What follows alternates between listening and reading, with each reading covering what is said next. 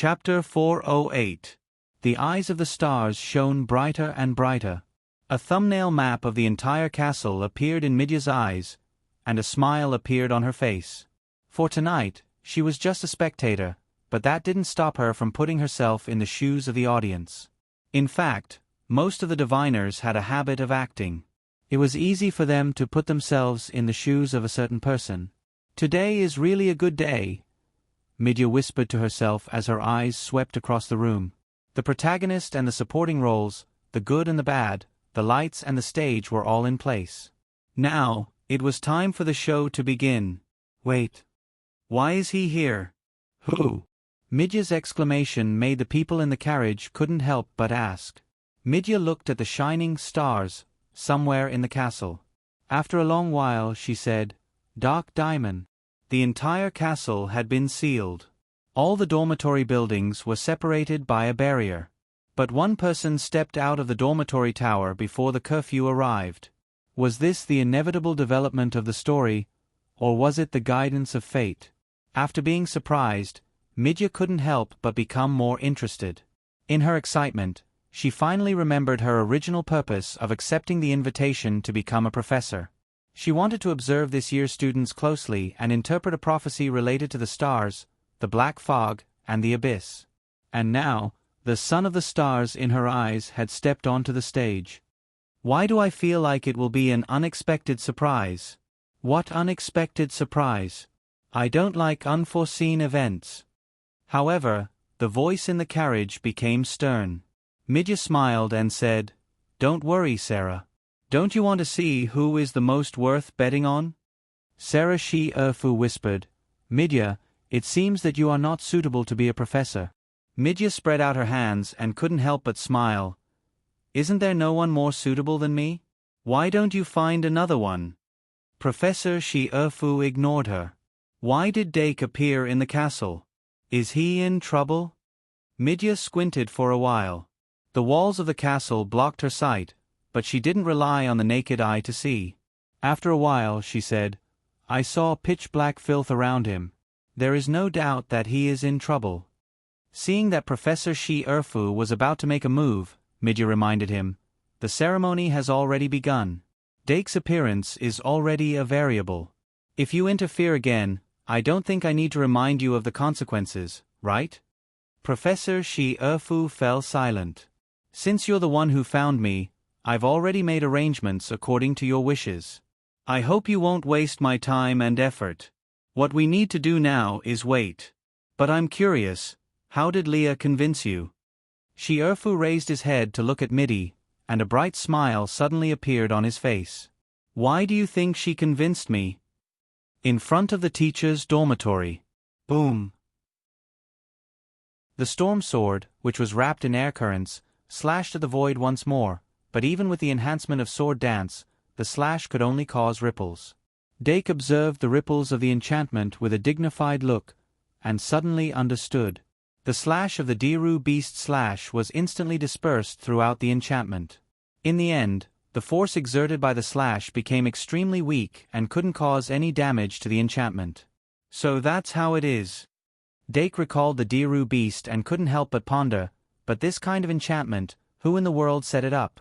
Moreover, it was in the secret passage, but who could set up this kind of enchantment in the castle? "You really think the professors are eating? Could it be the professors who set it up?" A sudden flash of inspiration caused Doc to be speechless. He took a closer look at the teacher's dormitory and suddenly had a kind of, "the one who eats melons is the one who gets eaten." No, this is very wrong. Dake paced back and forth in place, and picked up the Dream Demon magic card again to examine it carefully. Perhaps it was because the Dream Demon's condition was indeed better, so he was gradually able to think calmly. The Dream Demon magic card was no longer emitting light, but there was a red flash on the surface of the card. Occasionally, there would be a mix of red and purple turbulence on the surface of the card, indicating a kind of instability. Dake couldn't help but frown. Could it be that I can only follow the guidance of the Dream Demon magic card and go to the place where the red beam of light is pointing? While he was thinking, he suddenly saw the ears of the Diru beast stand up, and the lion beast standing beside him said in a deep voice, "Someone is coming." Although Dake didn't hear the sound of footsteps, he didn't doubt the lion beast's words at all.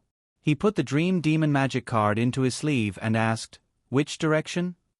The lion beast stretched out his hand and pointed inside the castle. Dake nodded slightly, then picked up the magic pen and pointed at the magic fairies one by one, and all the magic fairies of the first tier were recalled back into the card. In the situation where he didn't open Paradise, these magic fairies were constantly consuming his magic, so it was better to wait until he needed to summon them. As for the magic fairies of the second tier that took a longer time to summon, they were temporarily left outside. In this way, he only had the lion beast, the Diru beast, the scabbard, the fairy Ibu, the milk jug, and the little devil beast that was still in the form of a familiar. Although there were still 6 of them, compared to the bloated team from before, it was a lot simpler. He glanced at the little devil beast and let it lead the way, then he took the initiative to walk in the direction of the people. Those who could appear in the castle at this time were either participants or intruders. Since there was an intruder like him, the probability of meeting another one would be much lower. Therefore, he was more inclined to be a participant. Since he didn't know anything about tonight's matter, he needed to get the necessary information as soon as possible. Finding a participant and directly asking was obviously a good idea.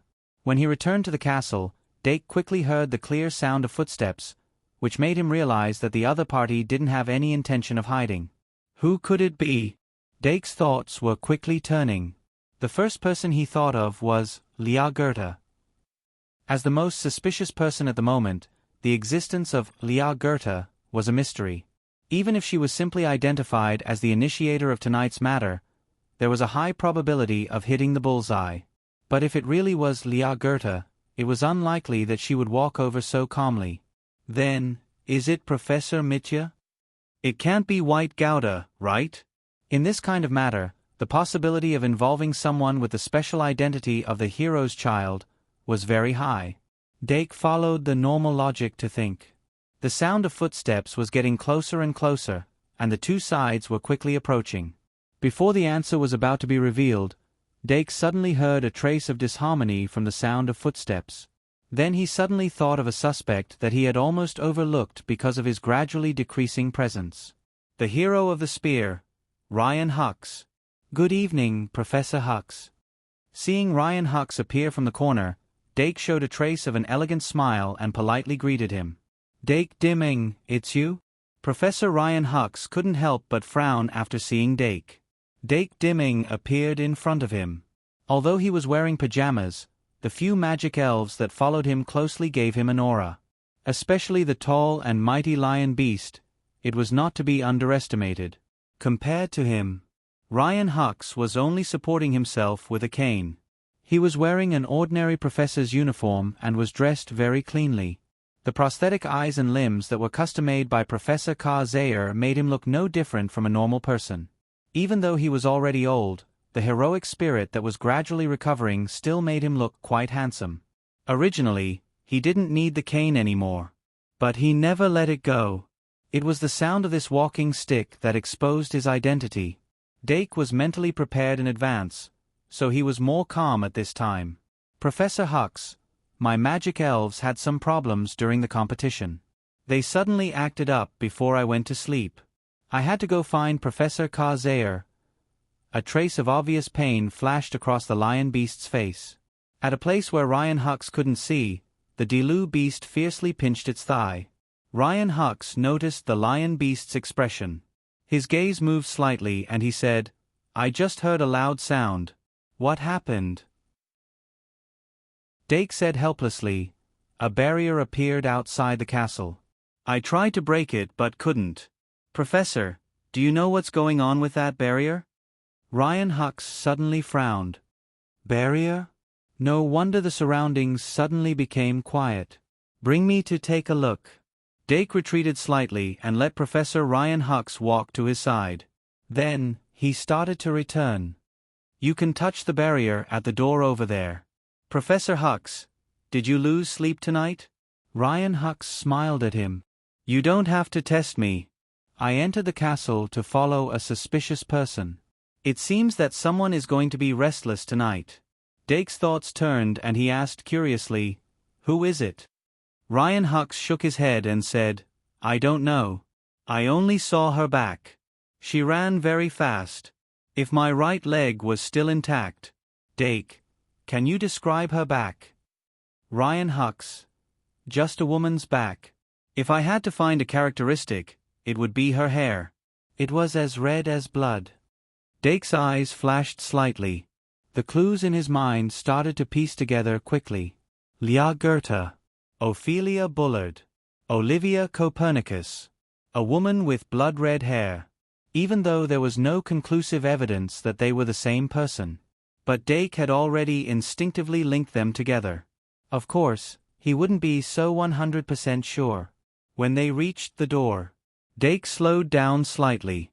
Professor Ryan Hux passed him and took 2 more steps forward. Then, when he was about to hit the barrier, he very sensitively stopped. This barrier. Ryan Hux reached out his hand and pressed it on the barrier. After a few seconds, the place where his 5 fingers pressed suddenly rippled like water.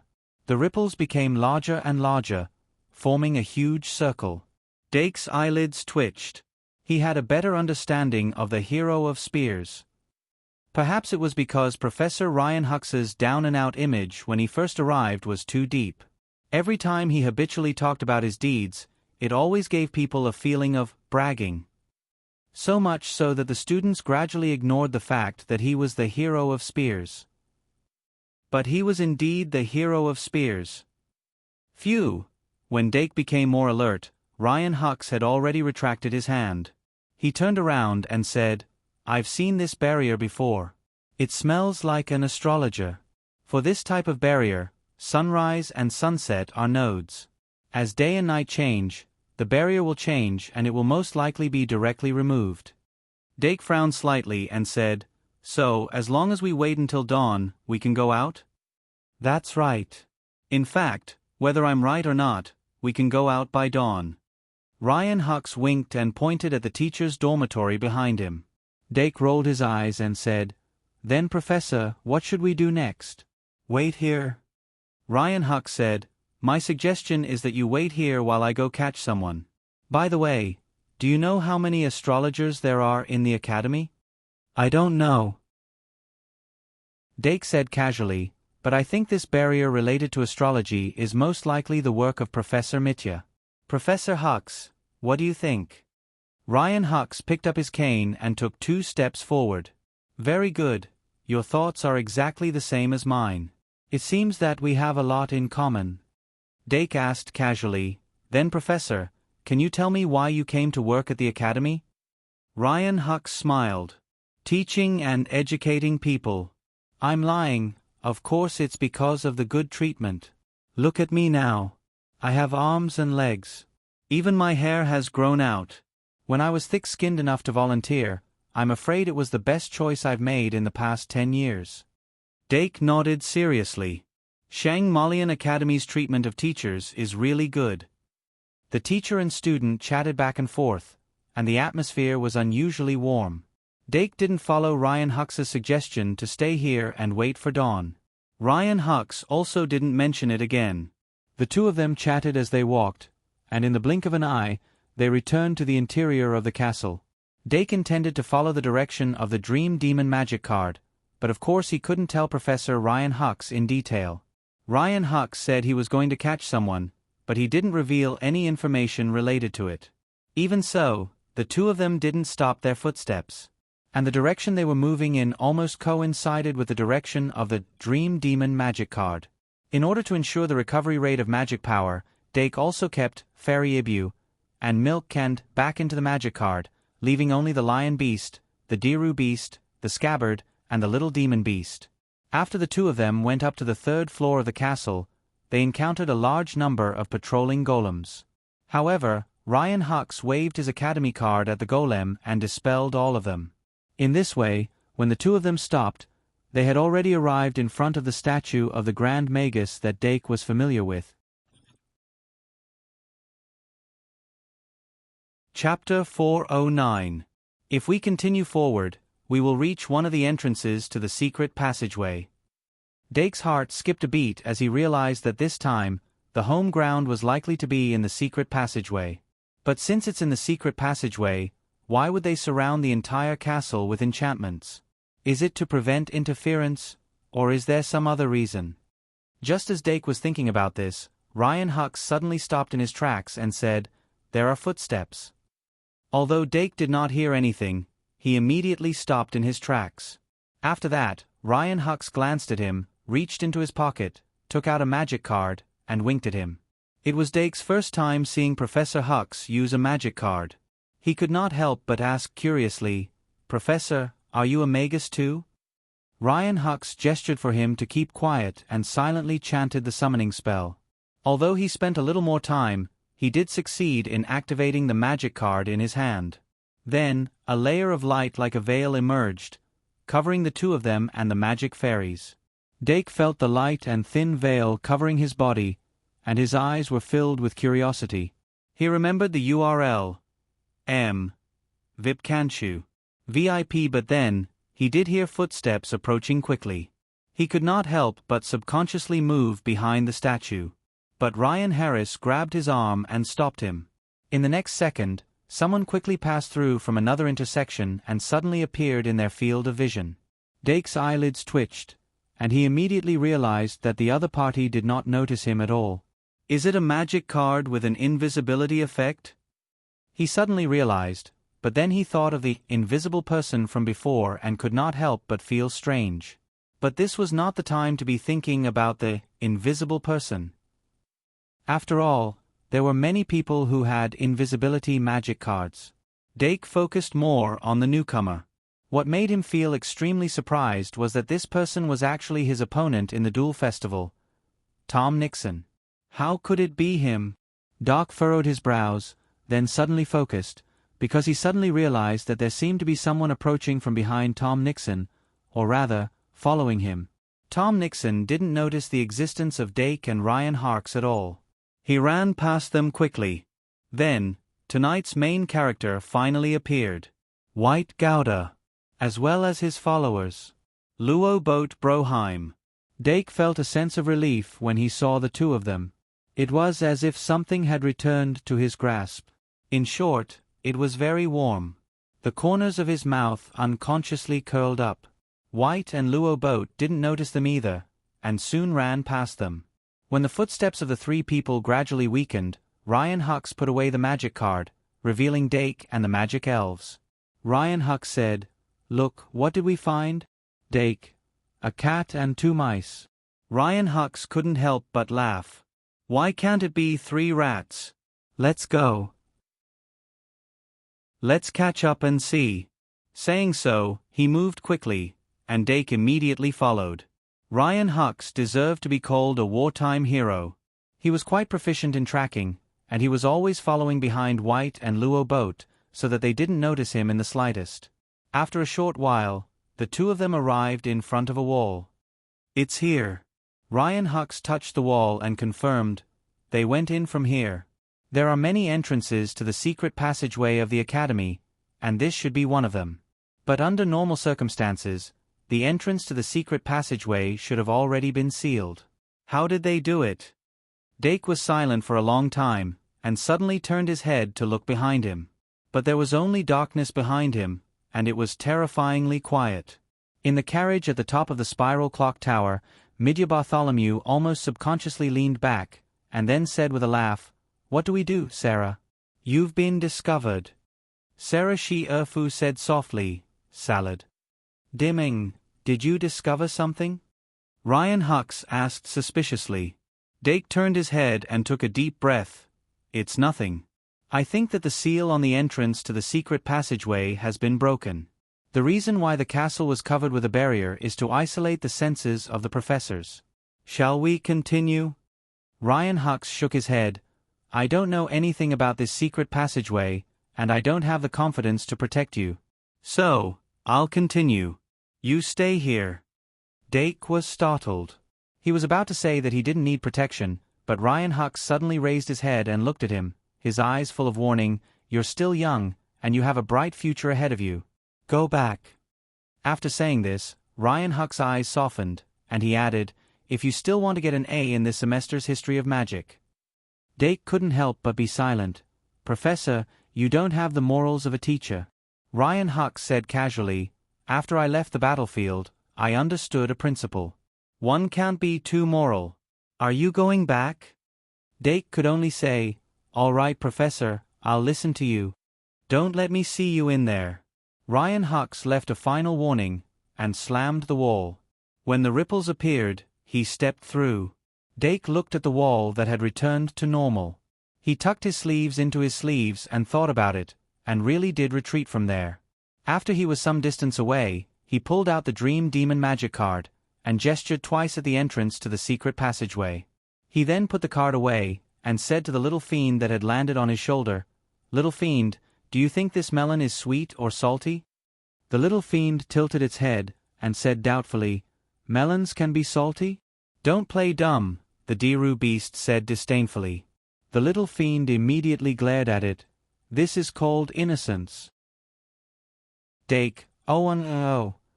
After a moment of silence, Dake raised his hand, and picked out the wisp of green wind from his hair, and held it in front of his face.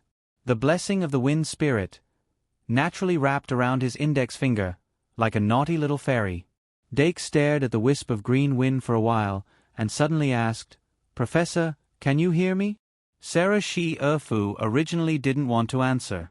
But under Midya's mischievous gaze, she reluctantly said, I can hear you. As the original owner of the wisp of Blessing of the Wind Spirit, Professor Shi Erfu had many ways to connect with it. But based on her cultivation, under normal circumstances, she wouldn't do that. Moreover, every time she connected, it would inevitably create magic fluctuations. Professor Shi Erfu was very clear about this. If she wasn't worried about Dake's safety, she wouldn't do that at all. It was precisely because Doc had sensed that trace of mana fluctuation that he had suddenly asked this question. But Professor Shi Erfu's answer was still a pleasant surprise. He immediately said, Then, can you tell me what you're doing? So, are you going to tell me or not? Professor Midya's voice suddenly came from the wind. Dake didn't seem surprised at all. He said, Professor Midya, can you not be like this? I'm really tired today. Midya blinked and moved closer to Shi Erfu. She said, Professor, I'm also tired. Dake, then let's get straight to the point, okay? Professor Shi Erfu's voice came again. Dimming, are you in some kind of trouble?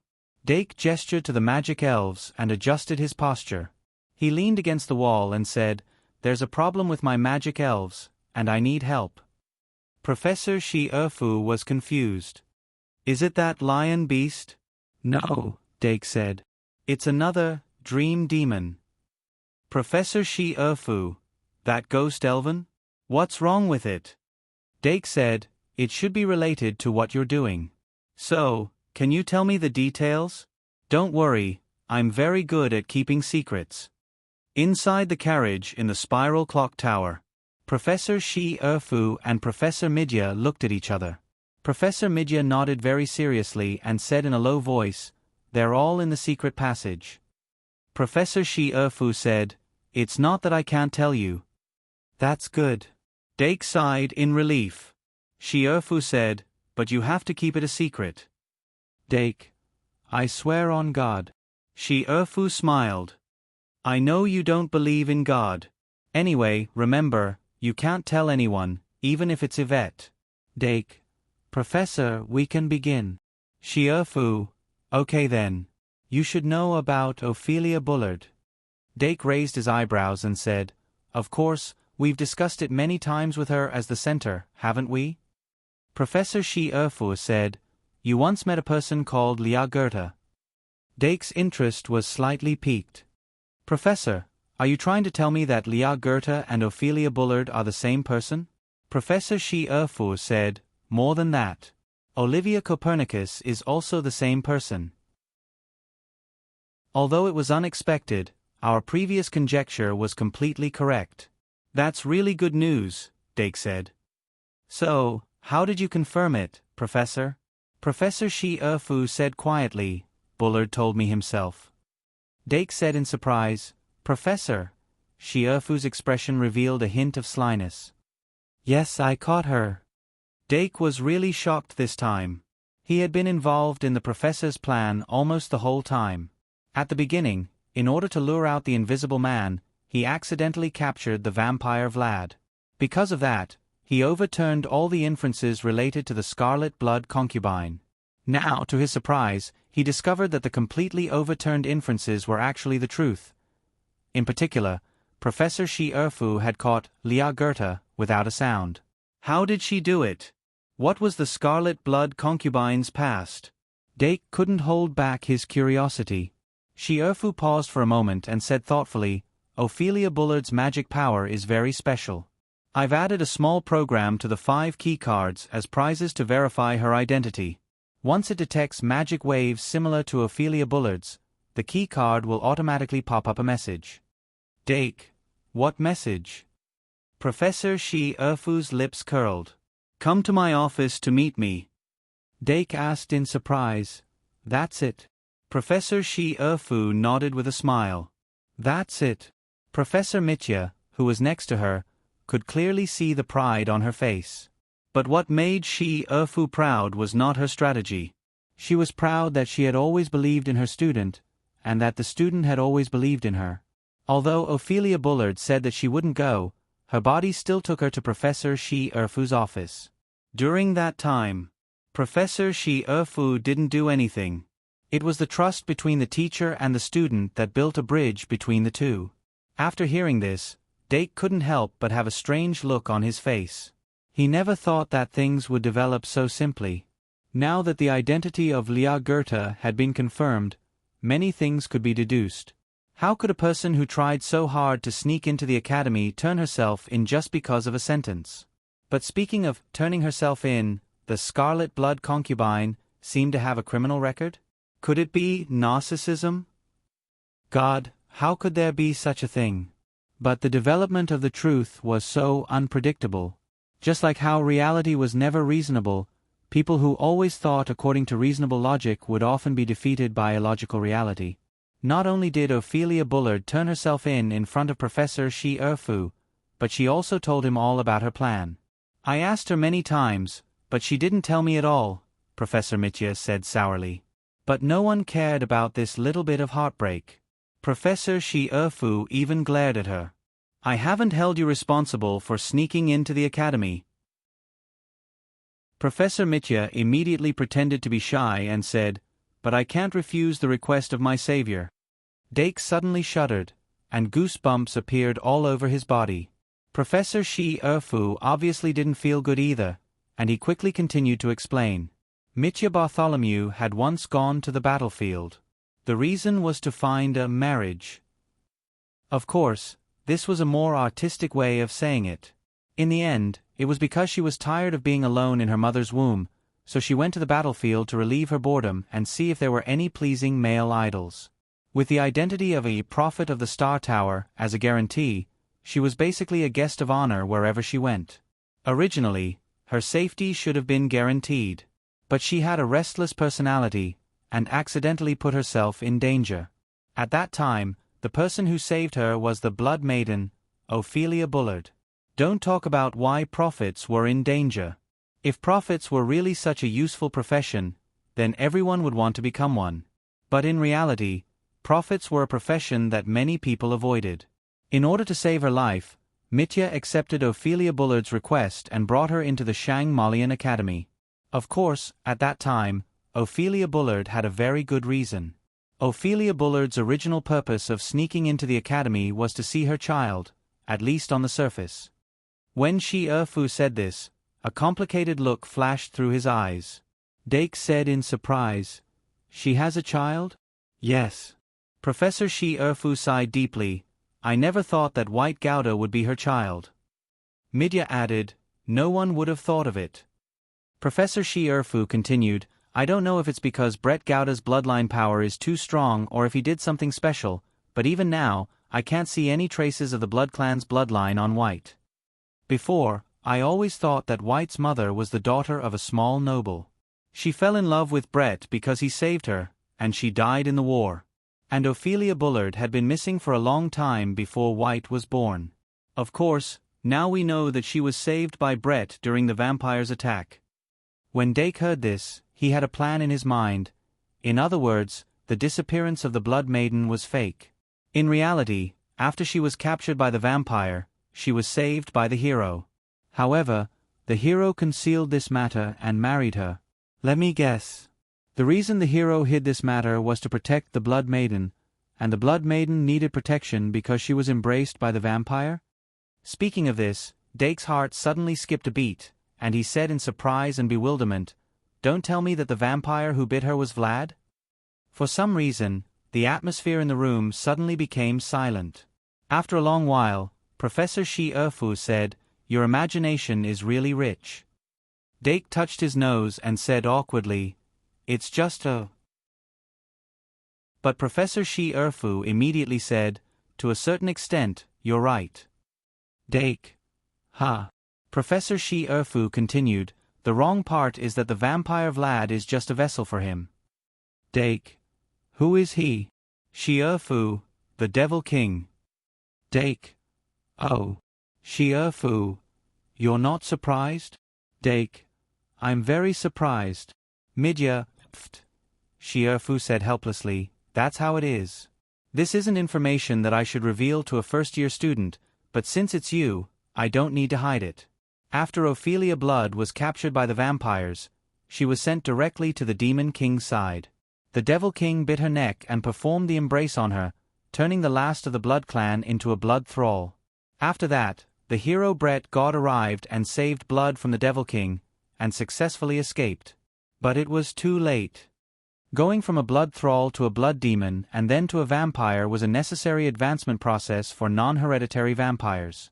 After being embraced by a vampire, one will become a blood thrall and be controlled by the vampire. Blood thralls were bloodthirsty, cruel, and irrational, and were the most lowly monsters. Only after becoming a blood demon could they control their desire to drink blood and gradually regain their rationality. If Ophelia Blood had really been turned into a blood thrall by the Devil King, then the hero had found a reason to hide this information. No matter what Ophelia Blood's identity was before she was embraced, it was impossible for her to appear in human society again.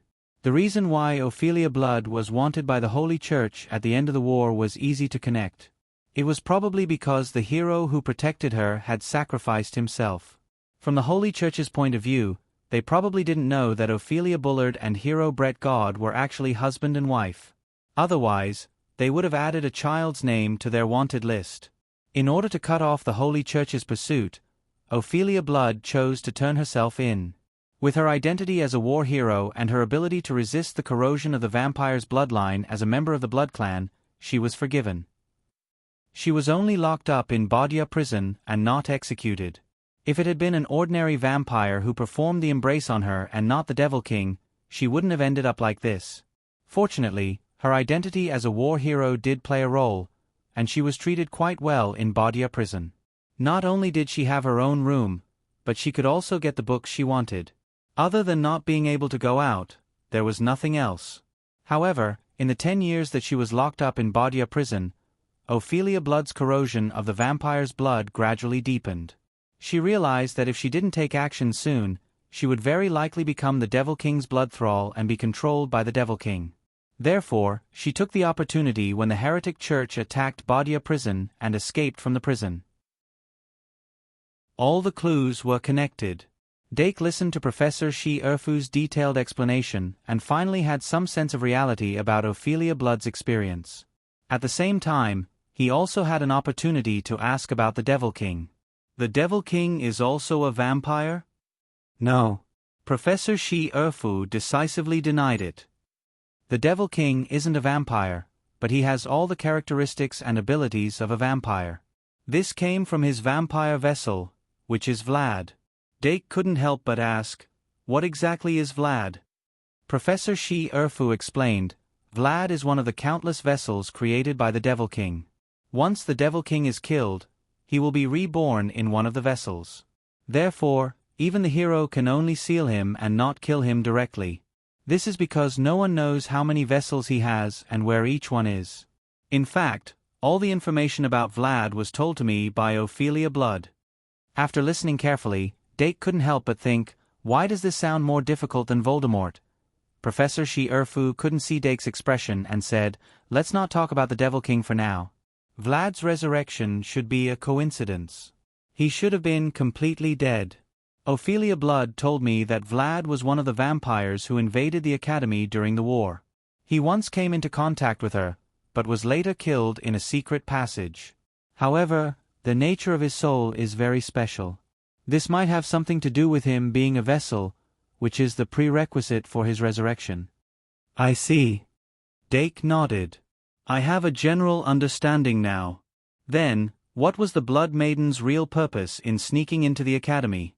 She couldn't have just come to see her son, could she? Professor Shi Erfu said, of course that was one of her purposes. The other purpose was to resurrect Vlad. Dake said in surprise, but didn't Vlad already? Professor Shi Erfu sighed. That was an accident that no one could have predicted. Ophelia Blood's original purpose was to resurrect Vlad and then order him to remove the vampire corruption in his body. After all, the Devil King's vampire abilities came from Vlad. She thought that Vlad must have a way. But later... Dake's expression was strange. But later, she found out that Vlad had been resurrected and then died? Professor Shi Erfu shook his head. That's the problem. Vlad didn't completely die this time. Dake was surprised. What do you mean? His ashes were refined. How could he not die? Professor Shi Erfu said, Ophelia Blood found Vlad's soul one step ahead of us. She cut off a part of it and used it as the foundation to make a phylactery. Dake found that tonight was really a night of surprise. A lich phylactery? Professor Shi Erfu replied, something like that.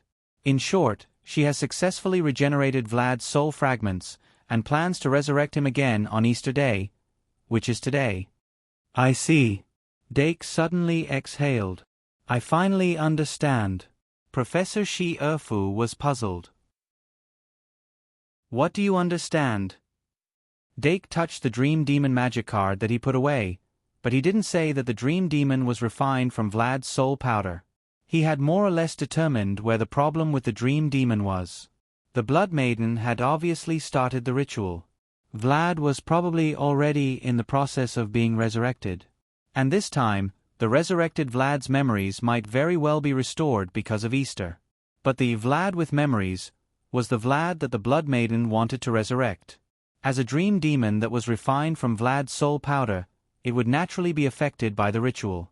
Although the part of Vlad's consciousness should be in the hands of the Blood Maiden and the dream demon wouldn't become Vlad, it was very likely that it would share a part of his memories. Thinking further, could the dream demon have already become one of the Demon King's vessels? Dake quickly thought in his heart. When he answered, he said, the Blood Maiden wants to imitate the resurrection of the sage and let Vlad recover his memories while being resurrected. Indeed. Professor Shi Erfu confirmed his judgment, but immediately said, but that's already in the past. I've already convinced her to give up this unrealistic idea. Dake was slightly puzzled. Why? Professor Shi Erfu said, because even if Vlad recovers his memories, he won't have the ability to remove the Demon King's embrace. Ophelia was just blinded by a momentary gain and loss. In other words, it was a desperate attempt to find a doctor. Professor Shi Erfu continued, vampires are a race that places great importance on rank. This is determined by their bloodline. High-ranking vampires have absolute bloodline suppression over low-ranking vampires. Compared to the Demon King, Vlad's sequence is obviously low. Relying on him to remove the Demon King's embrace is like relying on a lizard to deal with a dragon. It's extremely laughable. Dake actually didn't understand this. But since Professor Shi Erfu had made such a decision, it was most likely true. He analyzed, in that case, if the Blood Maiden really did that, not only would she fail, but it's also very likely that she would be devoured by Vlad? Professor Shi Erfu smiled. That's why I gave her another method that's more likely to be effective. 7,000 plus votes requested. Chapter 4:10. Another method? As Dake pondered, he became more and more curious. Simply reviving Vlad wouldn't solve the problem at all. Then, what should Professor Shi Erfu do to help the blood mistresses remove the effects of the embrace? Set up a barrier, open a secret passage. And then what? The dream demon was affected, which meant that Vlad was still the core of their actions. But if the essence didn't change, how much could the whole thing change? As if guessing what he was thinking, Professor Shi Erfu quickly said, "This involves a question. What exactly is the embrace?" Dake frowned slightly and replied, "A disease." In fact, he had carefully looked up information related to vampires. The vampire's embrace mainly came from the vampire's bloodline. Remember this. https://m. Vipkanchu. VIP. The closer the bloodline was to the ancestor, the stronger the effect of the embrace. Vampires with pure enough bloodline could secrete a special magic element from their fangs. This magic element was like a kind of bacteria. Once injected into the blood vessels of the prey, it could absorb the power of the blood and quickly proliferate, thereby infecting the prey's entire body. The so-called blood enslavement could actually be classified as a disease. It was very similar to sepsis. Therefore, after checking the information, Dark had always felt that the vampire's embrace was actually a kind of illness, and not a phenomenon such as magic or curse that was commonly mentioned. But Professor Shi Erfu obviously didn't think so. She said clearly, "Although I don't know why you think it's a disease, as far as I know, the embrace is actually a reproductive behavior." Reproductive behavior? Dake's tone was inevitably a little surprised. Professor Shi Erfu patiently explained, "Creatures like vampires have very low fertility. Of course, this is a common problem for almost all long-lived species. But in the case of low fertility, long-lived species are like other creatures. They can get sick, and if they are killed, they will die. It is very difficult for them to live to the end of their lives. This causes the number of long-lived species to decrease year by year, and they are on the verge of extinction. In order to continue the race, vampires develop the embrace over a long period of time. Even if they don't reproduce normally, they can still reproduce." Dake pondered for a moment. "That seems to be the case." Professor Shi Erfu continued, "Only when you know the essence of the matter can you find the right remedy. The reason why Ophelia Brad hadn't become a blood thrall was because she was a member of the blood race and had an innate resistance to the corrosion of her bloodline. As a result, the embrace hadn't been completed. In a sense, she was still in the process of reproduction. But now, the process is about to be completed."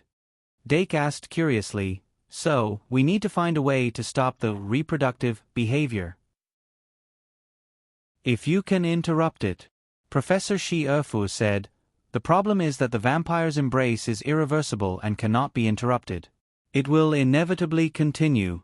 Therefore, in this case, we can only find a new way of thinking, such as replacing the object in this process." "Replace it?" Dake narrowed his eyes thoughtfully. He found that he seemed to have found the logic behind Professor Shi Erfu's words. Using a certain method to replace the object of reproduction, conceptually. In this way, the reproduction behavior would still be carried out, but Ophelia Brad would be replaced from this behavior. That was probably the unique logic of this idealistic worldview. With Dake's own conceptual logic, he wouldn't have been able to figure it out without the guidance of Professor Shi Erfu's words. But now that he had the logic, how could he actually replace it? Through ritualistic magic, by borrowing the uniqueness of the secret passage? What role did the vampire Vlad play in it? Professor Shi Erfu answered all these questions one by one after that. After a long while, Dake finally understood. Professor Shi Erfu was trying to transfer the behavior of reproduction to the vampire Vlad. However, he wasn't trying to resurrect it, but refine it. He interpreted the concept of reproduction in the form of magic elves, and replaced Ophelia Blood with it. As one of the Demon King's vessels, the vampire Vlad perfectly fits the concept of the Demon King's reproduction object. If everything goes well, not only will we be able to free Ophelia Bullard, but we'll also be able to get rid of Vlad's soul. It's killing two birds with one stone, Shi Erfu said slowly. Speaking of which, the reason I could think of this is because of your dream demon. Dake laughed dryly, knowing that the existence of the dream demon couldn't hide from Professor Shi Erfu's sharp eyes. However, refining one of the Demon King's vessels into a magic fairy was truly a genius idea. If he could collect all the Demon King's vessels, one day, maybe he could even summon the Demon King on the spot? Professor Shi Erfu's arrangement of the scene was even more profound and complicated than Dake had imagined. In the most basic magic refining, she used a special, ritualistic refining method. The whole castle was used as the venue for the ritual, and the star barrier was used to adjust the celestial bodies so that the environment met the requirements of the refining. To be able to achieve this in such a short time was completely dependent on Professor Midya's extraordinary personal ability. After that, she relied on the uniqueness of the secret passage to replicate the historical scene to complete the entire ritual. The key actors were Bloody Maiden, White, Luo Boat, Tom, and Ryan Hex. Yes, even Professor Ryan Hex was part of their plan. White Gouda is the son of the hero, and he's playing the role of the hero of a certain generation. Luo Boat Broheim was once parasitized by the vampire Vlad, and he's playing the role of the hero's partner, a half-demon who was corrupted by the demons. Tom Nixon is a half-orc, and he's playing the role of a sorcerer. At first, they were enemies, then they became friends, and in the end, they joined the hero's team. Ryan Hex is the hero of the spear, and he's playing the role of an old grandpa, a key character who appeared at the crucial moment and saved the hero many times. And Ophelia Bullard is playing the role of a pregnant demon king. This wasn't a fabrication, but a historical fact that really did exist. The demon king of that generation was a woman, and she was pregnant when she was attacked by the hero.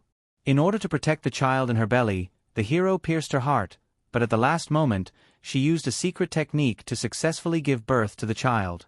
After she gave birth to the child, the hero was compassionate and didn't kill her on the spot. Instead, he took the child away and raised it as an adopted child.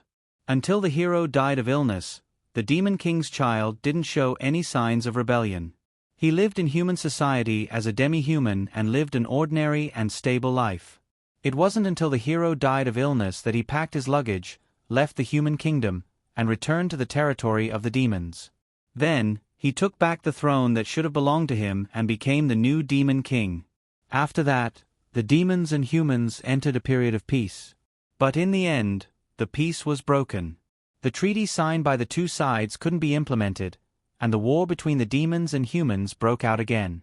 This was a very important part of the historical record. It perfectly proved that the conflict between the demons and humans was irreconcilable. Professor Shi Erfu intercepted this part of history and, according to the requirements of the ceremony, compiled it into a very feasible stage play. As for whether this stage play could achieve the desired effect, she wasn't 100% confident. Everything was an imitation of Professor Didi.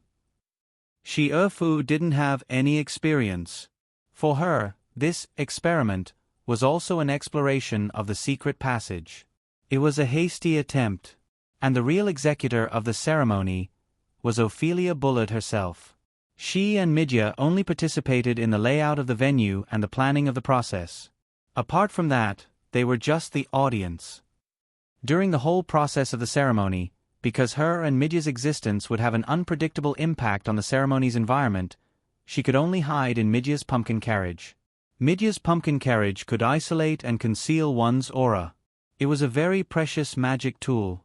In fact, she was able to bring Ophelia Bullard into the academy by relying on the special power of this carriage.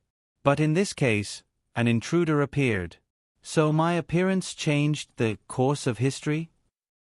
Dake had a strange look on his face. Professor Shi Erfu's arrangement naturally couldn't be just a stage play that imitated history. If he wanted this stage play to have the desired effect, he would need more arrangements that couldn't be seen on the surface. The amount of energy and material resources consumed was enormous. And if such a huge arrangement was ruined because of his intrusion, he would definitely feel bad. That's not the case. Fortunately, Professor Shi Erfu's answer dispelled his worries. Of course, there can't be only 5 actors in the brave crusade against the Demon King. As long as the main storyline doesn't change, the side quests can be adjusted. Even if there is a problem, Midya will be there. She will rely on the power of the barrier to repair the mistakes in the entire process from the outside. Midya's voice sounded. Tonight, you can only come across it by chance. The right time, the right place, and the right people. The perfect time. The perfect location. The perfect personnel configuration. It was as if everything was set. It was as if everything was fate. But in fact, fate had long been broken. Everything had long been changed. After Dake understood the whole situation, he gradually relaxed. Whether the ceremony went smoothly or not had little to do with him. He only needed to know that after tonight, the dream demon would recover. That was enough. Then next, Dake pondered. Can I find a place to catch up on my sleep? We are at the top of the clock tower. Professor Shi Erfu's voice sounded softly. Unlike Professor Midya, Professor Shi Erfu didn't want Dake to participate in this matter from the beginning. As for the observation that Midya mentioned, she was not interested at all. That's too high. Dake yawned and said, I'll find a classroom nearby and lie down for a while. I hope it will be over when I wake up. So he found an empty classroom nearby and walked in with the magic elves. Tonight's ceremony involved the safety of Ophelia Bullard. If he insisted on interfering, it was hard to say what kind of variables it would cause. People might not necessarily have a realm, but they must have a bottom line. This melon, it was fine to not eat it. Moreover, he was already very full. He was so full that he was about to burst. White is the child of hero Brett and blood concubine Ophelia. According to Professor Shi Erfu's theory, when the blood concubine gave birth to White, she was still in the Demon King's reproduction. Because of the Demon King's embrace, the Demon King's blood flowed in her veins. If we infer correctly, the Demon King's blood probably also flows in White's body. No wonder he could understand. Into the abyss! ! I'm afraid that's the most serious information revealed by this incident. A future hero with the Demon King's blood. Compared to this, the blood concubine is not important. If this information is exposed at this time, White's situation will become very difficult. Thank you, Professor Sylph, for telling me everything, Lin Sanjiu said with a smile. I just don't know if they've arranged a mother and son reunion scene? I don't think so. After all, the blood concubine's role in this stage play is the Demon King that needs to be defeated by the hero. The Demon King and the hero's play is a topic that will never change. Dake lay in his seat with his hands behind his head and quietly looked at the empty ceiling of the classroom. There was a spider web in the corner of the ceiling. A spider was working hard on the web, making it denser and thinner. Unknowingly, he closed his eyes and fell asleep for the third time that night. The little demon beast was lying on the table beside him, looking at the sky with its eyes open. The lion beast and the Dilu beast were leaning on the other side of the wall with their arms crossed and legs crossed. The dream demon's magic card was still flickering slightly, but the frequency was slow and the brightness was very low. The world was very strange. The Demon King's blood flowed in the hero's body. The Valkyrie's blood flowed in the Demon King's body. The descendants of the kingdom's dual swords were like this. How many hybrids in this world had the Demon King's blood flowing in them? How much of the so-called Demon King's extinction was true? Beep. In the dreamland filled with flowers, Doc abruptly woke up. He opened his eyes and reached for his card bag. Then, a branch school's door card that kept vibrating quickly entered his hand. Is it the door card's message? Not the branch school's card? Dake nodded his head. The breeze was still there, and the magic power was still fluctuating. Who sent me a message through the door card? Chapter 411. The key card developed by Professor Kazair differed from the branch card in that it had the ability to communicate with each other. However, this communication function was essentially copied from the branch card, so it was exactly the same as the communication mechanism of the branch card. The holder of the key card only needed to inject magic power and specify a name to send the message. Or specify a range to send messages to multiple people. The difference was that only the professor had the authority to send messages to the branch card, while all holders of the keycard had the authority to send messages. After Dake discovered that someone was sending messages through the keycard, he immediately thought about the identity of the other party. Now, the only people who had the keycard should be the creator, Professor Ka Zayer, and the other winner of the Duel Festival, Joseph Bruno. At most, there was Professor Shi Erfu. But if Professor Shi Erfu wanted to send a message, he only needed to use the wind spirit as a medium. Then it's Professor Ka Zayer or Joseph Bruno? With a trace of confusion, Dake clicked on the envelope icon on the keycard. The first URL was https://m vipkanchu. VIP. However, the name displayed in the message was not anyone he had guessed, but Ophelia Bullard. Blood Maiden. While wondering why Blood Maiden had the keycard in her hand, Dake looked at the content of the message. 191519, 191519. What does that mean? After reading the number displayed in the message, Dake couldn't help but hesitate. You're awake? There was a fluctuation of magic power above his head, and Professor Shi Erfu's voice was transmitted through Blessing of the Wind Spirit. Dake nodded slightly and said, Yes, I'm awake. Professor, did the ceremony go smoothly? I've received a message from Ophelia Bullard. The ceremony went very well, Midya has been. Professor Shi Erfu said, Wait, Ophelia sent you a message? Using the keycard? Yes, it is. Dake nodded. How did she get it? Professor Shi Erfu was silent for a moment and then said, It should be from Joseph Bruno. What did she say? Dake was slightly enlightened. A line of numbers, 191519. She seems to be quite free, Dake said casually, but the atmosphere in the pumpkin carriage suddenly changed. Professor Shi Erfu abruptly turned to look at Midya Bartholomew. The latter opened her eyes almost immediately, and the silver moonlight in her eyes became even more intense. However, after the light disappeared, Midya shook her head and said, Everything is going smoothly. Everything is going according to plan. Professor Shi Erfu, but this message? Professor Mitya said, 191519 might not necessarily be SOS. Dake asked curiously, Why SOS? Professor Mitya said, 19, 15, and 19 correspond to the 19th, 15th, and 19th letters of the alphabet, respectively. In other words, they are S, O, and S. This is a simplified spelling that has been given the meaning of a cry for help. Dake suddenly understood. I see. The writing system of this world was very subtle. The main function of the 26 English letters was the phonetic transcription. It was equivalent to the pinyin of the modern Chinese system. Only in rare cases would it be mixed with real words. For example, complex English words would not be found here. Dake thought for a moment and said, Should I send a message? No need. Professor Shi Erfu whispered, Although it is a little troublesome because of the secret passage, I can still contact Olivia. After saying that, she immediately closed her eyes. Her pale blonde hair fluttered in the wind. With the help of the wind spirit, her voice penetrated the barrier of the secret passage, and she briefly communicated with Ophelia Bullard. After that, she opened her eyes and shook her head at Professor Mitya.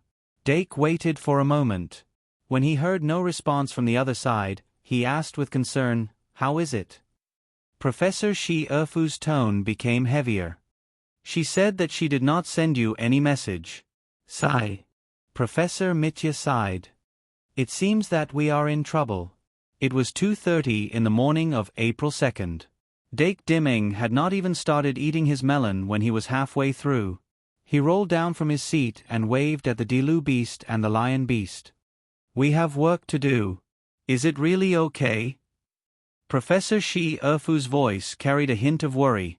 Doc reached out his hand and twirled it around his ear, causing the wisp of breeze to wrap around his fingertip. It's always a risk. Dake lowered his head slightly and whispered, With the blessing of the wind spirit, there will be no problems. He quickened his pace and walked out of the classroom. At the top of the spiral clock tower, inside the pumpkin carriage, Professor Shi Erfu twirled the wind in his hand. His expression was unprecedentedly serious. "Mitya, can you guarantee that the prophecy is correct?" Professor Midya leaned her voluptuous body against the soft back of the chair and said with a hint of laziness, "If you insist on asking, in order to protect the dignity of the prophet, I can only tell you that it is 100% correct." Professor Shi Erfu's face sank. "I am not arguing with you." Professor Mitya yawned slightly and said, "But I remember that I told you a long time ago. The children will not be harmed. The hero's sword will pierce through the black fog." "Then," she suddenly said seriously, "now that the black fog has appeared, fate has already thrown the dice. As the audience, we have always been the same." Professor Shi Erfu could not help but take a deep breath. "I understand what you mean, but I can't help but feel worried." Mitya glanced at her and said to herself, "A Urtiai's heart is much harder than yours." Professor Shi Erfu sighed. "That's why she is the principal." The ceremony was already halfway through. The participation of outsiders in the middle of the ceremony would bring unpredictable changes to the entire ceremony. Not to mention these two professors. Whether it was Sarah Shi Erfu or Mitya Bartholomew, as long as one of them walked out of the pumpkin carriage, it would instantly increase the upper limit of the ceremony. The entire ceremony would instantly jump from the level of a novice village to the level of the end. Under such circumstances, Dake Dimeng, who was already involved at the beginning of the ceremony, could act normally without affecting the ceremony too much. However, he also had to play his role well. A strong opponent of the hero? Dake guessed the meaning of this character and came to the most familiar entrance of the secret passage. In that historical fragment, the strong opponent of the hero was a human who embarked on the journey at the same time as the hero. They had the same goal as the hero and would engage in positive competition with the hero during the journey.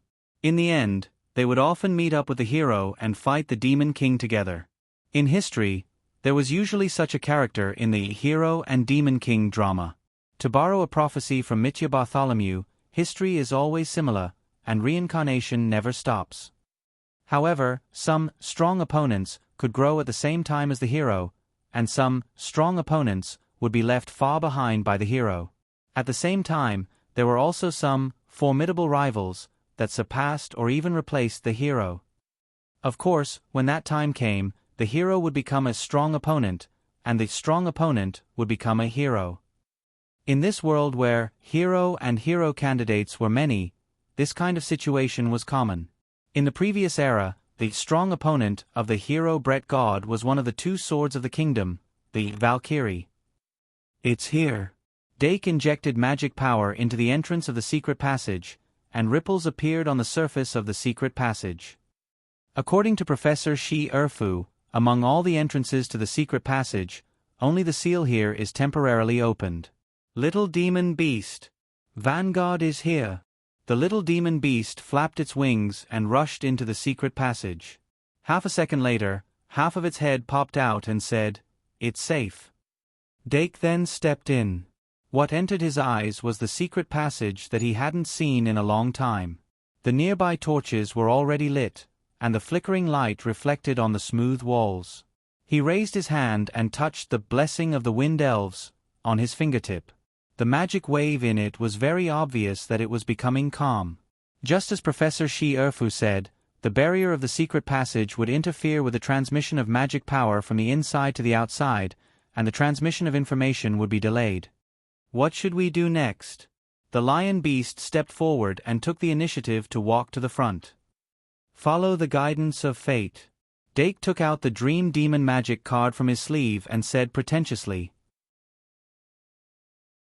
The Dream Demon magic card responded, and the scarlet beam of light reappeared. "Let's go. Let's go. Meow." After walking out of the first section of the secret passage, the atmosphere of the entire secret passage suddenly changed, and the sense of familiarity disappeared. Dake looked at the originally flat wall that had turned into a steep mountain wall. Although he was surprised, he wasn't too surprised. This time, there were two leaders of the ceremony. As the actor, Ophelia Bullard was also the internal leader of the ceremony. The other leader was Mitya Bartholomew, who was mainly responsible for the external leadership and fine-tuning. Ophelia Bradley was the core. Once there was a problem with her, the whole ceremony would collapse. Dake had participated in the ceremony led by Professor Dede before.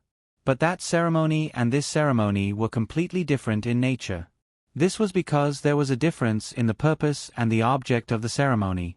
In concept, the ceremony led by Professor Dede was actually more complicated and difficult. Compared to that, the ceremony led by Ophelia Bradley and Mitya Bartholomew was really at the level of a stage play. But a stage play was small and refined. Although it was small, it was more refined. A few minutes later, Dake saw a group of monsters coming from the fork and ordered the lion beast to attack. Beast King Fist. A lion-shaped energy wave erupted from the lion's roar, and in an instant, all the monsters were blasted into powder. It's just a facade. Dake shook his head and quickly moved forward. The monsters that were created in the secret passage because of the ceremony were far inferior to the Shang-Malian underground monsters. They were like paper made in a hurry. When they stepped forward, the monsters' fragments had turned back into magic starlight and were absorbed by the secret passage. They continued to move forward. Half an hour later, Dake was deep in the secret passage. Professor Shi Erfu's message would be transmitted from the blessing of the Wind Elves every once in a while. Although it was vague, he could barely understand the meaning. The ceremony was still going smoothly.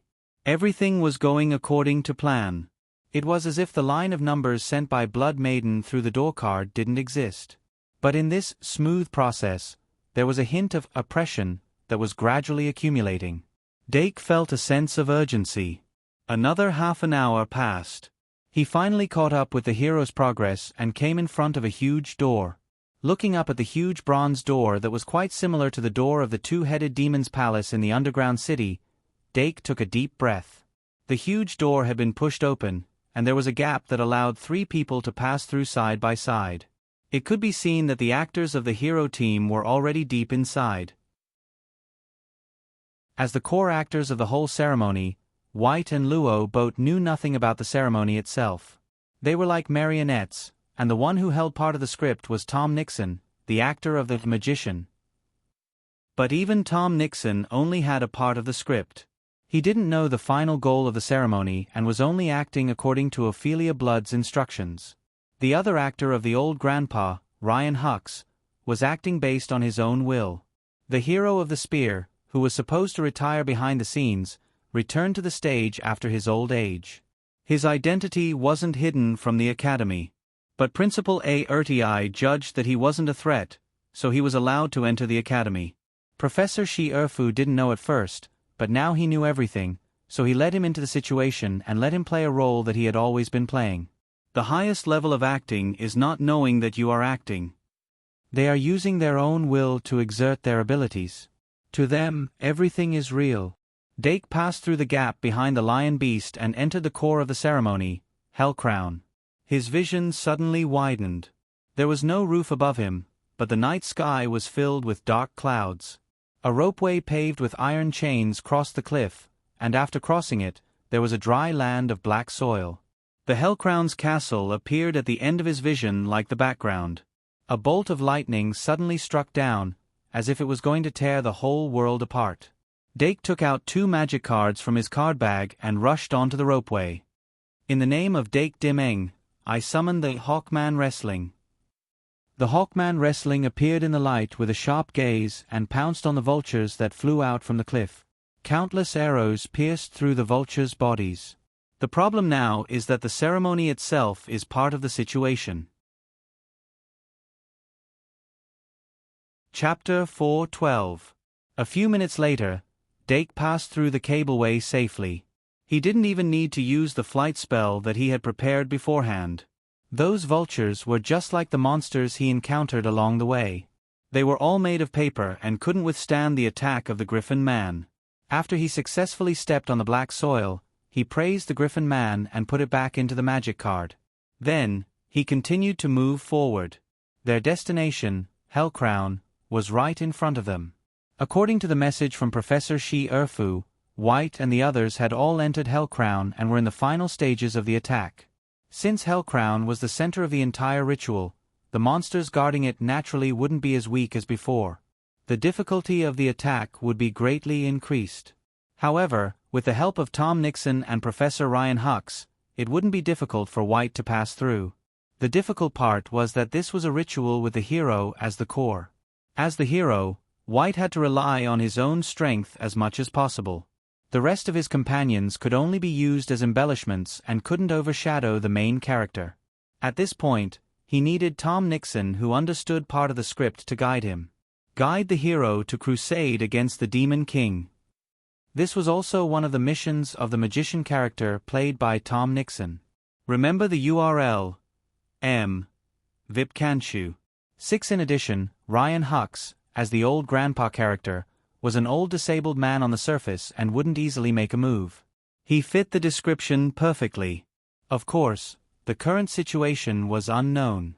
Professor Midia could only see that the light dots representing them had gathered together.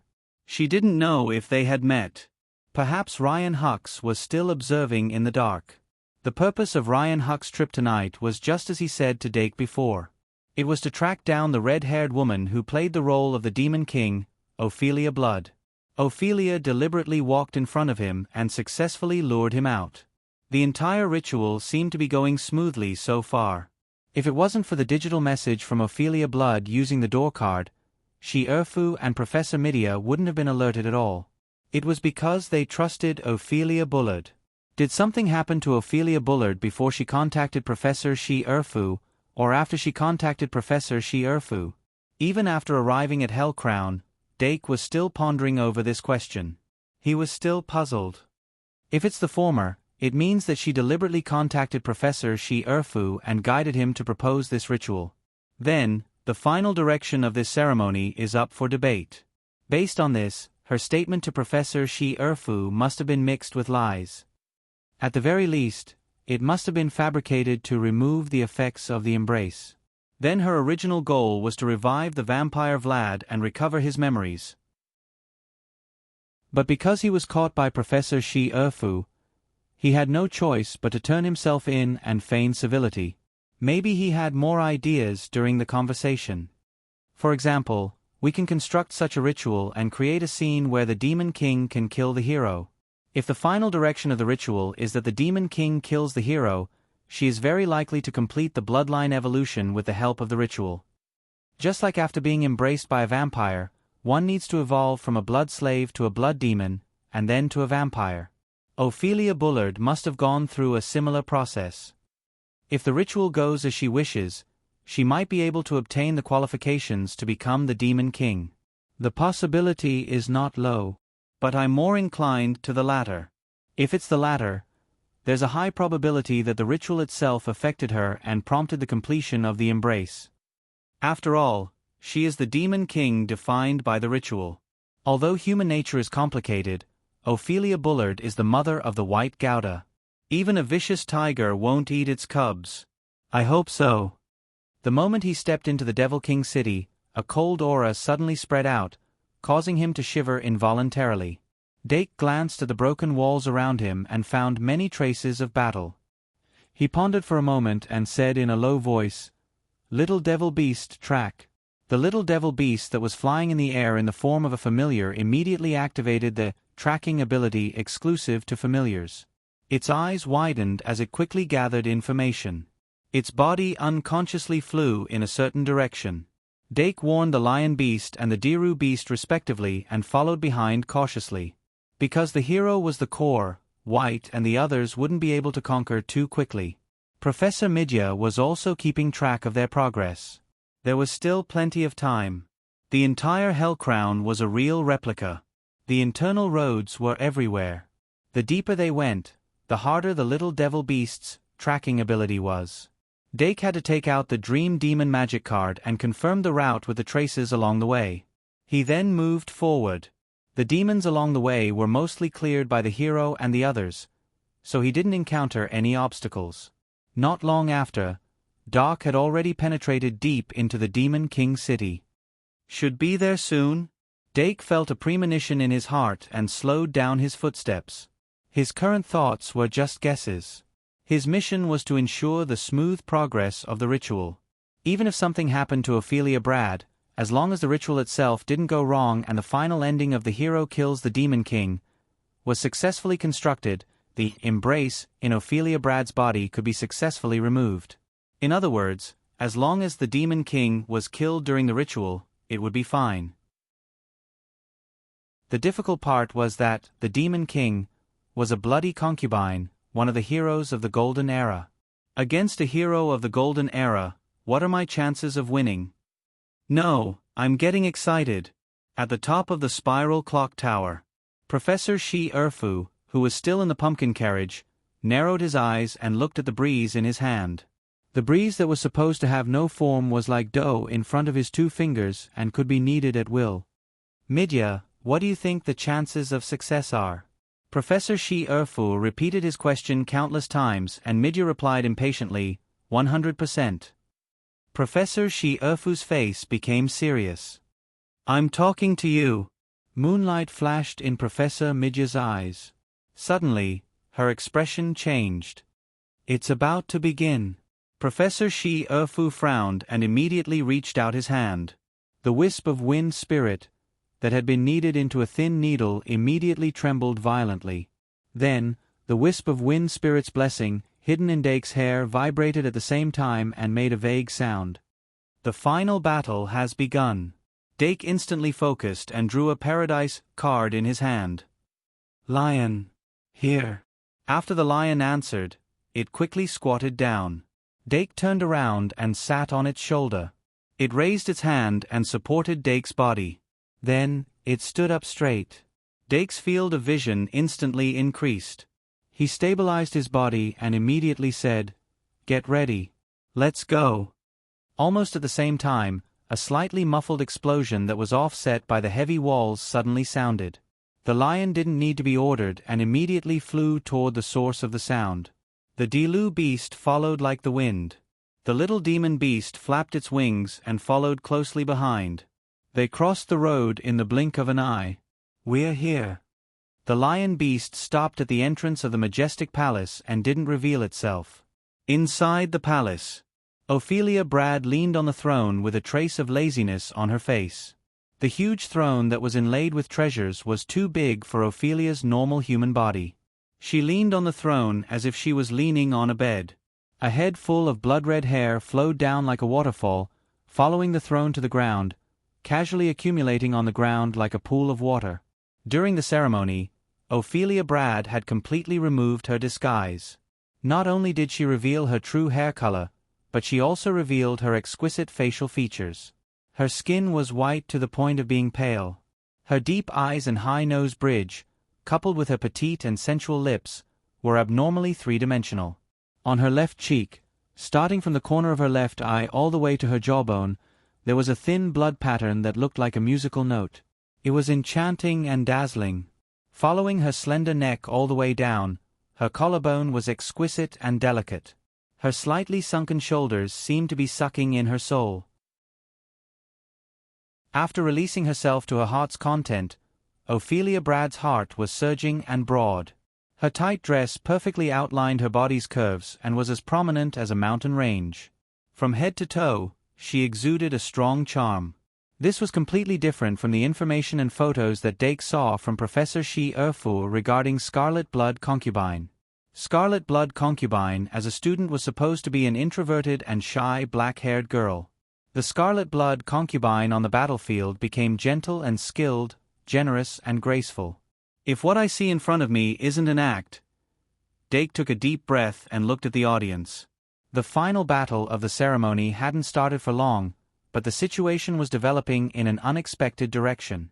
As the precious combat power of the hero's side, the third-year top student, Tom Nixon, had fainted on the ground. Ryan Harks, who seemed to have suddenly appeared and saved Tom Nixon, was using his crutches to give him emergency treatment. Hero White and partner Luo Boat were standing in the middle of the hall. It looked like they were in a daze. Dake quickly analyzed the information in front of him. Tom Nixon was the person who held part of the script. If Ophelia Brad wanted to lead the ceremony in the direction she wanted, she had to deal with him first. The lie covering the ceremony couldn't be exposed. Although Tom Nixon wasn't weak, because he knew the script, he wasn't vigilant against Ophelia Brad. It was reasonable for him to be defeated. That explosion just now was probably the sound of Tom Nixon's emergency defense being shattered. As for why White and Luo both were in a daze, Dake couldn't figure it out. His gaze continued to search, and finally fell on the blood array on the side of the throne. The array was emitting a blood-red glow, and there was a liquid flowing quickly like blood. A glass bottle with a diameter of 13 centimeters was floating quietly on top of the array. The glass bottle was filled with a transparent liquid. There was a baby with flesh and blood curled up in it. This was no doubt the infant of the vampire Vlad. Dake felt the dream demon magic card tremble, and finally had a relatively comprehensive understanding of the situation. "Come out." Just as Dake was trying to continue observing, Ophelia Brad said lazily from the throne. Her scarlet eyes looked directly at the side without any concealment. Dake knew he had been discovered. He jumped down from the lion beast's shoulder and stepped into the hall. It was a spacious hall with finely carved pillars and lampstands embedded in the walls. The hall was brightly lit under the illumination of the fire. The golden-haired youth with an elegant bearing crossed the protruding threshold and strode forward at the exact same pace. "Good evening, Madam Ophelia Brad. This is the third time we've met. Including the eye contact during the duel festival, it could be considered the third time." While Dake was thinking, Ophelia Brad suddenly said, "Good evening, Yvette's child. I've been waiting for you for a long time." Dake frowned slightly. Ophelia Brad stretched out her slender index finger and pointed at the glass bottle floating on top of the array on the side of the throne. The baby in the bottle suddenly opened its eyes, and a crimson-red light burst out from its eyes. The Dream Demon magic card hidden in Dake's sleeve immediately buzzed, and once again released a scarlet light beam that shone on the baby. Dake's frown deepened. Ophelia's smile deepened. Dake Diming's sudden appearance and his 2 sentences of conversation changed the atmosphere of the scene. Ryan Hawkes was the first to notice him, and his dignified eyes flashed. He had wanted to shout at him and warn him to leave quickly, but the 2 sentences that followed Dake and Ophelia made him suddenly alert, and he began to have doubts about Dake Diming. He only cautiously looked back and forth between him and Ophelia.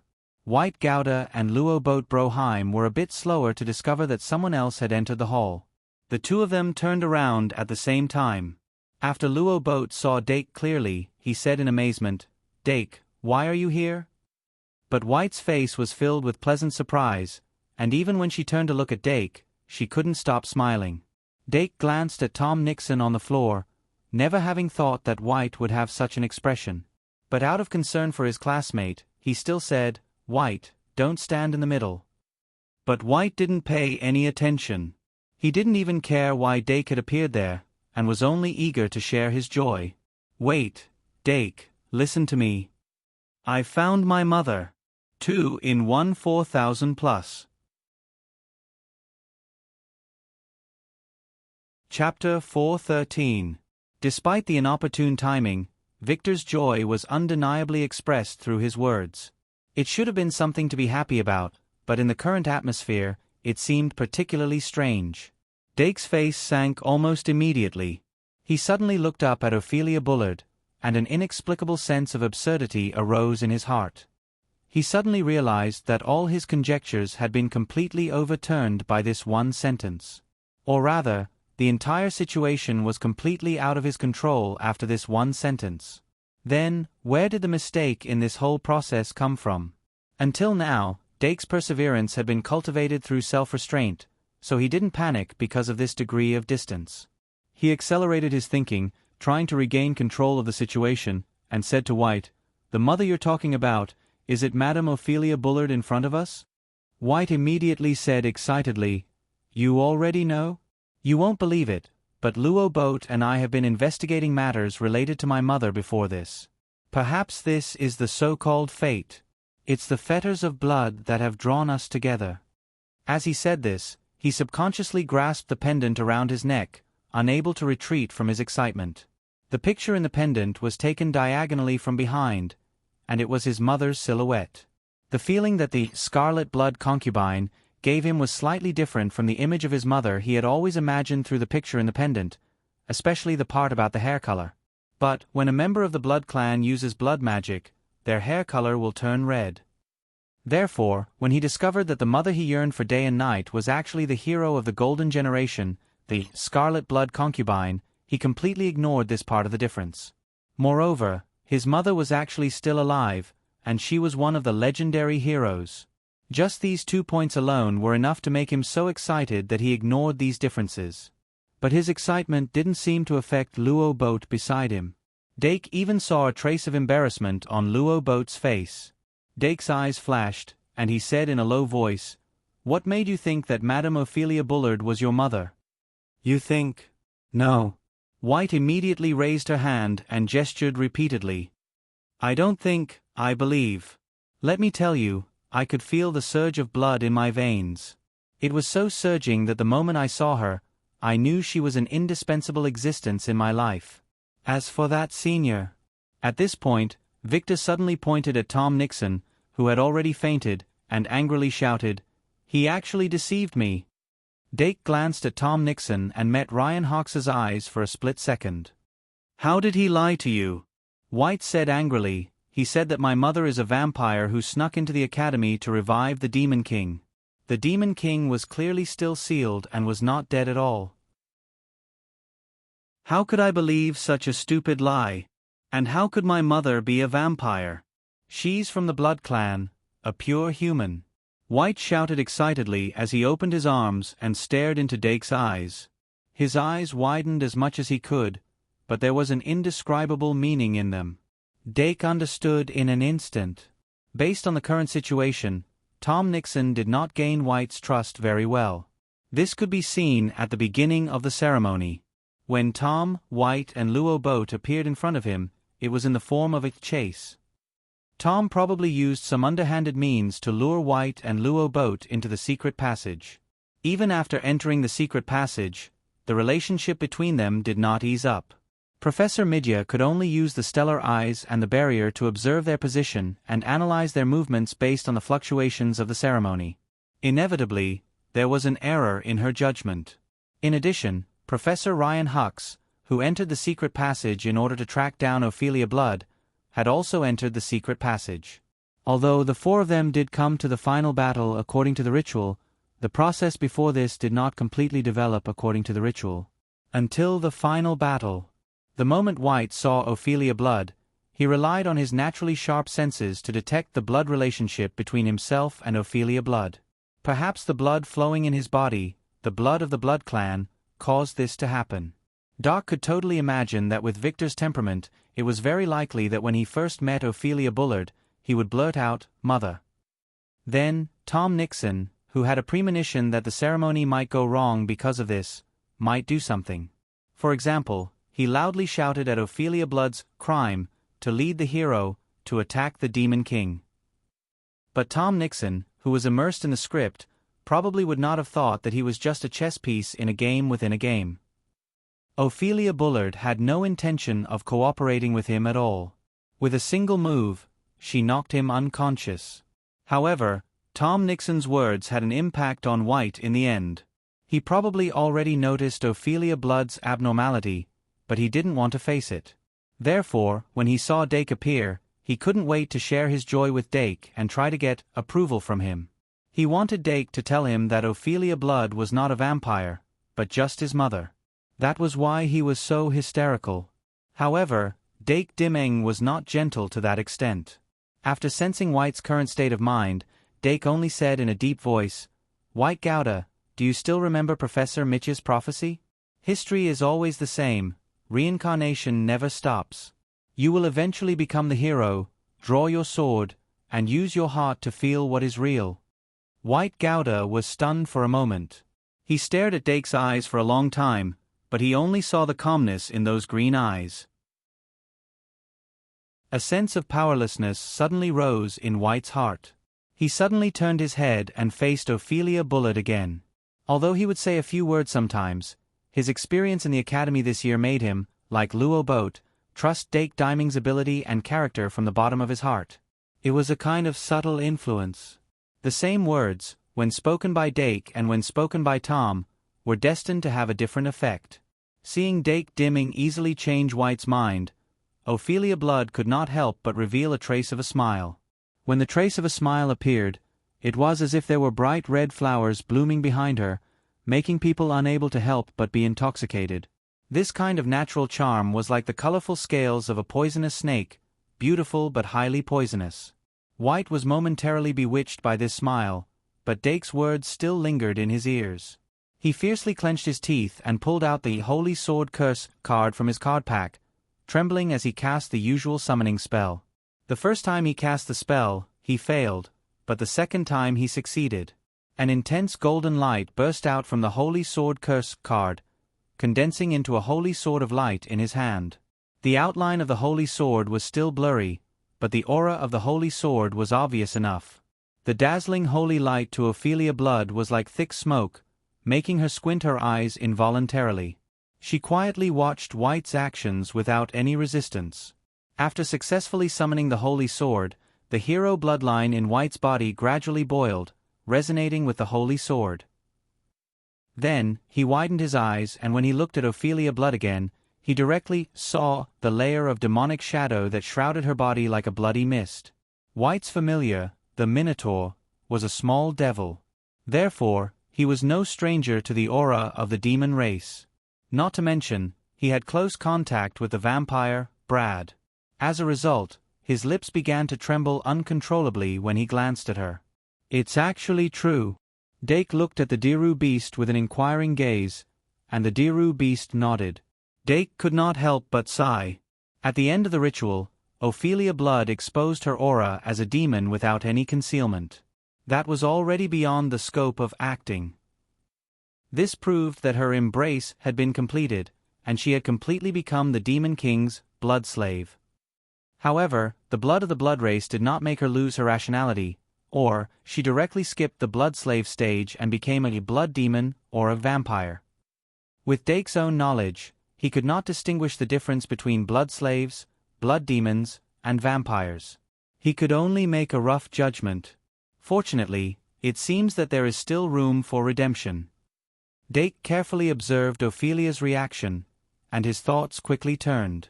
The overall direction of the ritual was not changed. If Ophelia Blood was demonized during the ritual, then as long as it continued, there was still a chance for her to become a human again. This was the characteristic of the ritual itself. Before the ritual ended, everything was not set. If Ophelia Bullard had been demonized before the ceremony, then all they had to do was to defeat her here. There were two possibilities. The things that needed to be done were the same. He just needed to draw the sword. But before Dake drew the sword, Ophelia Blood suddenly said, "Are you wondering when I woke up?" Dake could not help but narrow his eyes. Ophelia Blood did not continue speaking. Instead, she turned to look at White again and said with a gentle expression, "White, my dear child, I am very pleased to see you grow up to be so outstanding." White's fingers trembled, and his expression suddenly froze. He wanted to say that he was actually not outstanding, but he could not say it at this time. Ophelia Blood turned to Ryan Hex and said slowly, "Professor Hex, I advise you not to act rashly. I do not want to attack a disabled old man." Ryan Hex gripped the cane in his hand, and his face was tense. Ophelia Bradley chuckled and said, "The development of the world is always so miraculous. When you look back, you always feel that everything is predestined. Clearly, fate is just a way of describing the future, but it can always choke you until you can't breathe. When I was in Bodya, I often wondered why the world was so harsh on me." Her smile was still gentle, but the atmosphere gradually changed. As the last clansman of the Fresh Blood clan, Ophelia Blood had experienced countless sorrows. The destruction of the Fresh Blood clan, the death of her entire family, the embrace of the Demon King, and the death of the hero she fell in love with in the final battle. She could not even witness the growth of her child. Just as she said, the world was so harsh on her that she did not even have the strength to complain. Among the people present, the person who knew the Fresh Blood concubine's story the most was undoubtedly Dake. However, Dake had only viewed the Fresh Blood concubine's story from the perspective of a spectator, and did not have much empathy. It was only now, in this special atmosphere, that he seemed to suddenly realize something. He had a direct understanding of the fresh blood concubine's experience. He fell silent as a result, and his throat was slightly blocked. On the other side, White was at a loss. He did not know what Ophelia Blood was saying, but he subconsciously wanted to clutch at his heart. He was also somewhat out of breath. To him, tonight's experience was filled with the absurdity of the Beckett doctrine. He had clearly embarked on the hero's journey to eliminate evil. Although the journey was difficult, he had relied on his own efforts and the help of others to smoothly pass. However, when he reached the final castle, the final boss he encountered was his own mother. He tried to immerse himself in the ecstasy of finding his mother and forget everything else. However, someone popped the bubble with a finger. He did not know how to respond to his mother's praise. He was at a loss. Ophelia Blood straightened her body on the throne. She turned her head to look at everyone in the hall. This time, she spoke in a very low voice. Hero Brett God, War God Yvette St. Dimming, Sun Warrior, Sunamontir Fali, as she muttered, the blood flowing on the magic array on the side of the throne suddenly boiled. The baby in the bottle opened his mouth and let out his first cry since his rebirth. Let the world feel pain. Ophelia Blood stomped her foot and stood up from the throne. Her demeanor and eyes suddenly changed. Her long red hair cascaded down like a waterfall, flowing like mercury. The atmosphere suddenly changed. Paradise. At that moment, Dake threw away all his sympathy and concerns and poured the magic power he had accumulated for a long time into Paradise. The Paradise, which was sandwiched between his index and middle finger, flashed across his eyes like lightning. A strong light instantly burst out from the card. Violent magic power surged in all directions, densely packed like a network. Buildings that seemed to have been moved out of a fairy tale world rose one after another. 2 in 1 4,000 plus.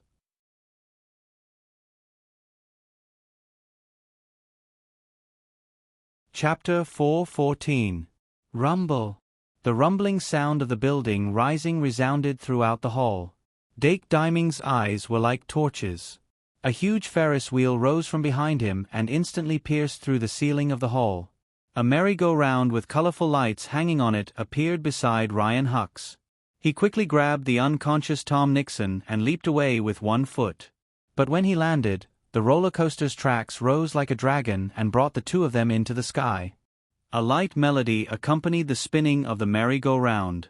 A canal descended from the sky and a boat floated out from the bottom of the river, causing a huge splash. Countless colorful lights suddenly fell from the ceiling. A huge plaster statue of the evil tyrant Xiongzi appeared on the left. The first website was https://m. Vipkanchu. VIP. The cries of ghosts and monsters came from the haunted house door on the wall. With Dake as the center, more than half of the hall was covered by Paradise, in just a moment. It was the first time that Paradise was summoned in such a large area, but Dake was not attracted by it at all. He was fully focused on the hero of the Golden Generation, Blood Mistress. The second magic card was already flipped to his fingertips. This is a variant of Claire's Zoo. Ophelia Brad instantly sensed the nature of Paradise. Her pupils shrank, and she was a little surprised. She thought that after watching Dake's competition at the Duel Festival, she would have a better understanding of his strength. But she did not think that it was just the tip of the iceberg. But this is good too. Thinking up to this point, Ophelia Brad suddenly drew a magic card with a blood-red background in her palm. She flicked 2 fingers and the magic card had a bloody light flowing in it. As a graduate of the Shang-Malian Academy, Ophelia Brad was naturally an outstanding magus. The magic card that was fused with blood magic turned into a drop of thick blood after the successful summoning. Drip. After a crisp sound, the blood seemed to have merged with the ground and then seeped up from the ground and suddenly spread out. Whoosh! With the infusion of a large amount of magic power, the blood suddenly expanded, turning into a surging tide that surged in all directions. With Ophelia Bullard as the center, half of the hall was instantly covered by the surging tide of blood. The blood waves bounced back when they hit the wall, creating a turbulent blood vortex. White and Luo Boat, who were standing in the middle of the hall, were only stunned for a moment before they suddenly realized that their surroundings had undergone a drastic change. In front of him was the blood tide, and behind him was the paradise. "Let's go." Robert grabbed Victor's arm and dragged him into the theme park while he was still in a daze. The ground beneath his feet had already been covered by flat stone tiles. Clusters of green plants drilled out from the ground, and gorgeous flowers bloomed one after another. As soon as the two of them retreated into the paradise, they were washed away by the blood tide. A torrent of energy burst forth, and the momentum of the blood tide was defeated by the paradise. After losing the momentum to charge forward, it poured onto the ground and flowed into the gaps between the stone bricks. The entire huge hall was thus divided into two. In the name of Dake Dimeng, I summoned the magic book secretary. Dake did not hesitate to start the next round of magic book summoning. Located in the paradise, every magic book spirit belonging to the paradise could be summoned in 2 seconds. As the magic book appeared in his hand and opened, Dake began to set up the field as quickly as possible. The lion beast and the Dilu beast suddenly took a step forward, guarding in front of him like loyal guards. Dake's magic power gushed out like a tide, and it did not become unstable because of the rapid summoning. His unique magic power talent was displayed incisively and vividly at this moment. Snap! Ophelia Bullard, who had completed the summoning of the Blood Origin Realm, raised her hand and snapped her fingers. After a moment, an extremely complicated magic array appeared beside her. The magic array floated above the blood, causing the flow of the blood to suddenly change. With the magic array as the center, it gathered and gradually formed a huge whirlpool. A pillar-shaped object condensed from blood burst out from the center of the whirlpool. Gurgle, blood bubbles appeared at the top of the pillar-shaped object, and it continued to multiply until it finally condensed into the head of a monster that looked like a snake and a wolf. The monster's head suddenly opened its bloody mouth as soon as it condensed, and a glowing ball of blood quickly condensed in its mouth. Roar! With a roar, the blood-red ball of light suddenly shot out. A glaring blood-red pillar of light instantly crossed the space and shot towards Dake. Beast King Fist. However, the lion's roar, which was mixed with the name of the move, surpassed the sound of the explosion of the light pillar. The lion-shaped energy wave suddenly rushed out and bit towards the light pillar that burst out. Boom! The two energy waves exploded in the air. Although the Beast King Fist swallowed the light pillar, it also dissipated. The lion beast maintained its punching posture, and its aura was awe-inspiring. However, immediately after, magic formations appeared one after another around Ophelia Brad like flowers blooming. Then, pillars condensed from blood drilled out from the center of the magic formations, and at the top of the blood pillars, strange beast heads condensed. The lion beast and the Diru beast's expressions suddenly became serious. However, in this short period of time, Dake had already summoned a large number of magic spirits. With the magician secretary's help and Paradise shortening of the summoning time, he could complete 2 summons every 2 seconds. After that, he could complete 2 more summons every 2 seconds. Paradise's remaining 6 first-tier magic spirits only needed 10 seconds. The first magic spirit he summoned was the Fantasy Beast, Polymorph. Hurry, hurry! As soon as the polymorph appeared, it drilled into the haunted house, and the outline of its body constantly changed. Then, Kettle appeared under the magician secretary's summons, and its sharp eyes observed the battlefield. Then, Dake summoned the Hawkman Wrestling, Fantasy Beast, Ibu, Ball Sea Lion, and Trash Slime in succession. As soon as the Hawkman Wrestling appeared, it flew onto the Ferris wheel. Little Ibu moved its 4 short little legs and ran towards the haunted house. Behind it, the Ball Sea Lioness summoning formation lit up in the canal. As soon as it appeared, it drilled into the water to protect itself. Similarly, the trashy slime immediately burrowed into Kettle's shell after being summoned. As a part of Paradise, their strength might not be enough to participate in this level of battle, but as long as they protected themselves, they would be the best help to their companions. The existence of each magic spirit could provide 100 points of magic attack and defense for the other magic spirits of Paradise. Although the magic attack and defense were not included in the basic values, it was still a huge increase for any magic spirit. In the name of Dake Dim Eng, magic spirit summoning, curse cage. Dake raised his hand again and sealed the little demon beast behind the curse cage. Then, the magician secretary cast a normal summoning spell and summoned curse cage, little demon beast, in just 2 seconds. In this way, there were a total of 8 magic spirits in paradise. Only the 4-star fairy Ibu and Big Milk Can had not been summoned yet. The existence of these 8 magic-conducting fairies increased their mana, attack, and defense by a full 800 points.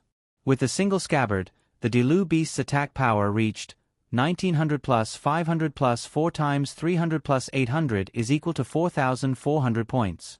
Card name, Dilu Beast. Magic power, 2,800.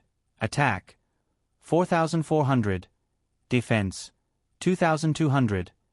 Looking at the interface data, the Dilu Beast was at the level of a 3rd-tier magic spirit. It was not inferior to Dake's strongest trump card, Basti Beast. Dilu Beast.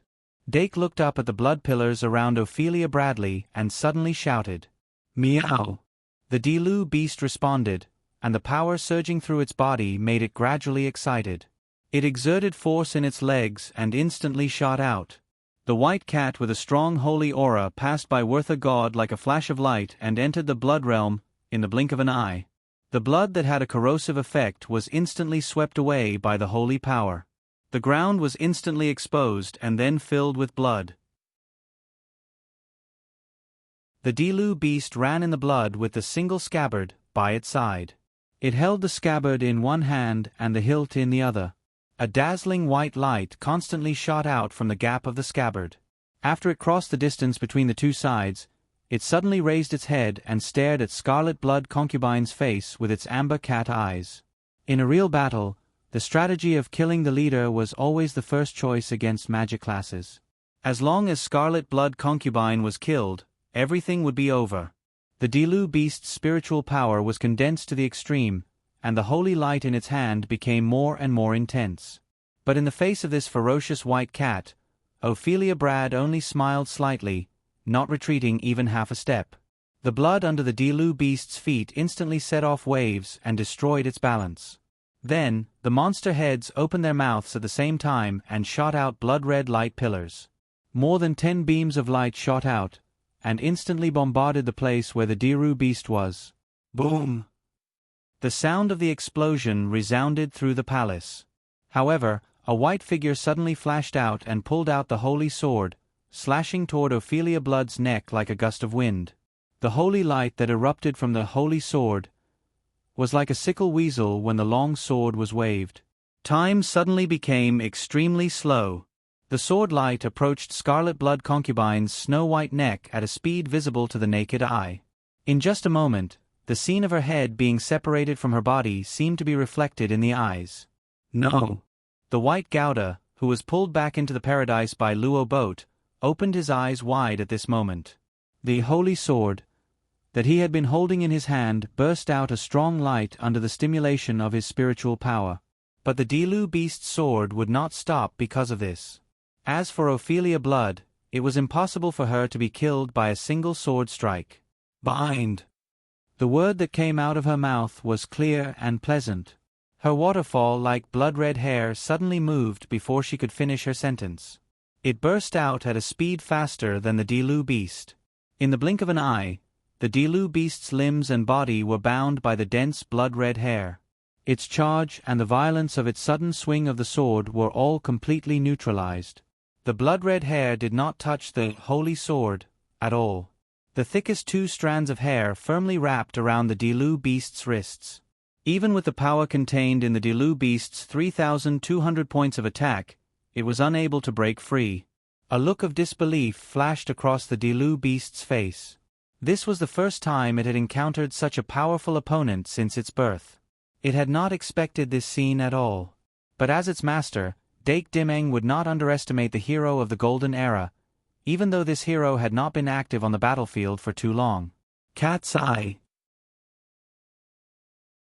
The timely order from its master made the Dilu beast come back to its senses. Its eyes opened wide and instantly released a light that was half the size of the scarlet wheel. Ophelia Bradley, who was looking at it at a very close distance, was distracted for a moment when the light from the cat's eye shone into her eyes. Although it was only because the light entered her eyes and not because the cat's eye was truly effective, it still gave Dake precious time. In the name of Dake Dimeng, I summon the flicker incantation. The instant the incantation was completed, the Dilu beast's body suddenly disappeared from the entanglement of the blood-red hair. It appeared behind Ophelia Bradley in a sword-wielding posture. With a twist of its wrist, the sword tip of the scabbard suddenly pierced through her armpit and stabbed her back. Poochie! The sound of flesh being pierced was especially clear. The sword tip of the scabbard pierced Ophelia Bradley's body like tofu. The divine power contained in the holy sword exploded like a bomb. Boom! The left side of Ophelia Bradley's waist was forcibly pierced through. The eyes of the surrounding people instantly gathered on her wound. Ryan Hawks's eyes revealed an inconceivable expression. He had never thought that Dake Dimeng's magic fairy could actually injure Scarlet Blood Concubine. The white Gouda screamed because of this. He fiercely shook off Luo Boat's hand. At this moment, he no longer cared about whether he was a demon or not. He only wanted to rush to his mother's side regardless of everything. But as soon as he stepped into the blood realm, his shoes and socks were corroded by the blood, and a piercing pain came from the soles of his feet. This made him stiffen for a moment. It was this moment of stiffness that made him realize that there was no blood spurting out from the terrifying wound on Ophelia Bradley's waist. Instead, there was blood soaking the surface of the wound, and the wound was rapidly growing new flesh and blood. Ophelia Bradley's expression did not change. She did not even turn her head to look at the Dilu beast behind her. She had a very clear understanding of the Dilu beast's brave qualification and the holy sword in its hand. She clearly understood the degree of damage that the combination of these two would cause to her. But that was it. She was the blood concubine, the last inheritor of the blood clan, the controller of the power of blood. She was not inferior to the healer of the saintess of the Holy Church, the healer who was given the title of princess. The divine power that had absolute restraint against the demon clan was easily removed from the wound by her. The bowl-sized wound healed in just a few seconds. The new skin was tender and delicate, emitting a faint luster. The Dilu beast that landed behind her was extremely shocked when it turned its head, so much so that it stopped its attack on the spot. Dake Dimeng's pupils contracted. He had a better understanding of the blood concubine's strength. But he had already prepared for this. The Dilu beast that held the single scabbard was his trump card to deal with the blood concubine who had turned into a demon. But it was not his only trump card. In the name of Dake Dimeng, I summon the Bliss 3 Moon. The chanting of the magician's secretary sounded in his ears, and the light of bliss illuminated half of the field. Monster suddenly came out of the haunted house. Bathed in the light of bliss, its body continued to expand. Dake had already started chanting the next magic card, Pride Eye. Under the effect of these two magic cards, Monster Star Level broke through the first tier and reached the second tier. With the Haunted House's bonus on Transformation, it could break through the star level limit and replicate part of the third-tier magic elves. At the same time, it could also replicate part of the data of individuals other than the magic elves. This meant that it could replicate the data of a 6-star individual of the third tier. And this time, the target that Dake chose to transform was the blood concubine. Transform, ever-changing monster. Under the blazing light, the monster's light purple jelly-like body quickly grew taller and bigger. It actually transformed into an individual that was no different from Ophelia Blood in terms of appearance. Even though the polymorph monster only had the strength of Ophelia Brad when she was a 6-star and only had a portion of her stats, with the support of Paradise, it could still obtain the strength of a 7-star or even an 8-star. Card name, Magic Beast, Monster. Type, Elf card. Level, *******. Race, Demon. Attribute, Dark. Magic power, 400 plus 800 plus 1000. Attack, plus 800 defense, plus 800 ultimate skill, blood magic, incomplete. The feedback from the magic card, Magic Beast, monster, made Dake even more confident. The biggest flaw of the monster's transformation was the lack of magic power. However, with the support of Paradise, its magic power of 400 increased by 800 points. As it transformed into the Blood Concubine, it received the support of the Blood Realm field effect, which increased its magic power by 1,000 points. Now, it had 2,200 points of magic power. The monster had probably never experienced such a surge of magic power before. It was unusually excited as it let out a joyful cry. It was just that it was a little strange to hear the Blood Concubine cry out in a hurry. However, other than Luo Boat, no one else paid attention to this. Ultimate skill. Blood magic. Although it's incomplete, at least I've successfully replicated part of the data. Dake quickly ordered, monster, use blood magic to disrupt Ophelia Blood. Hiss. The monster nodded slightly. This time, it squeezed out a word of yes from its mouth. It was obvious that it had taken a big step forward in speaking human language. The atmosphere suddenly changed.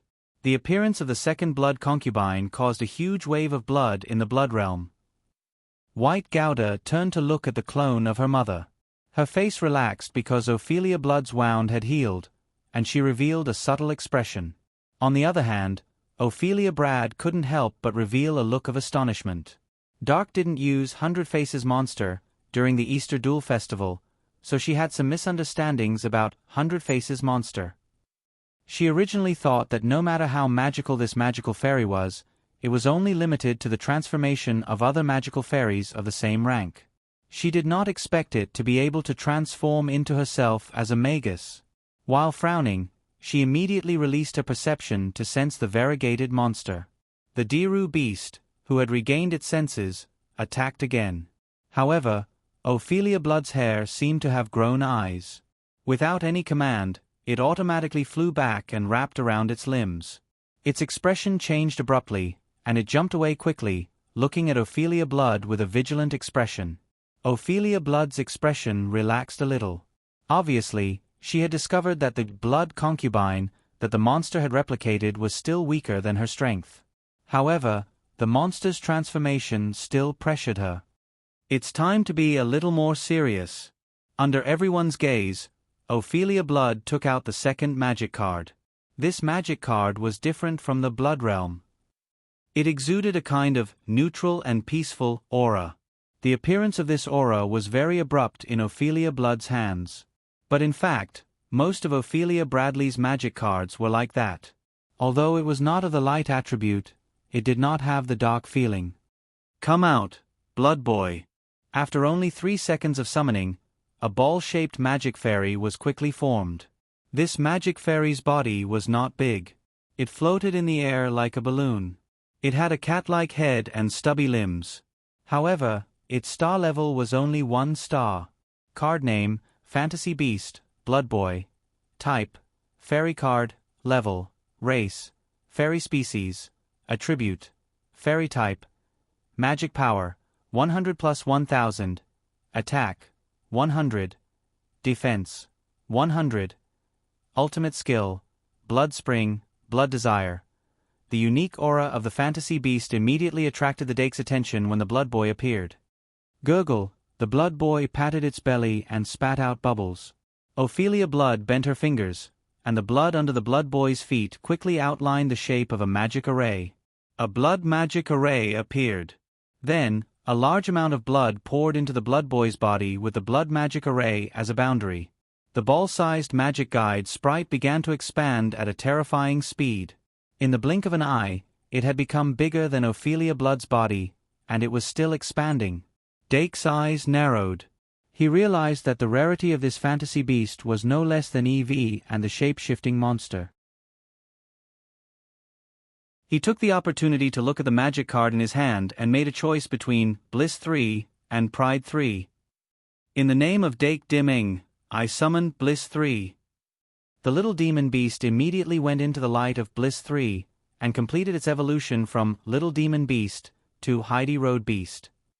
The Heidi Road Beast was not as strong as the Demon Beast, but Dake had already begun to prepare to summon the Basti Beast. Heidi Road Beast, use Sword Dance.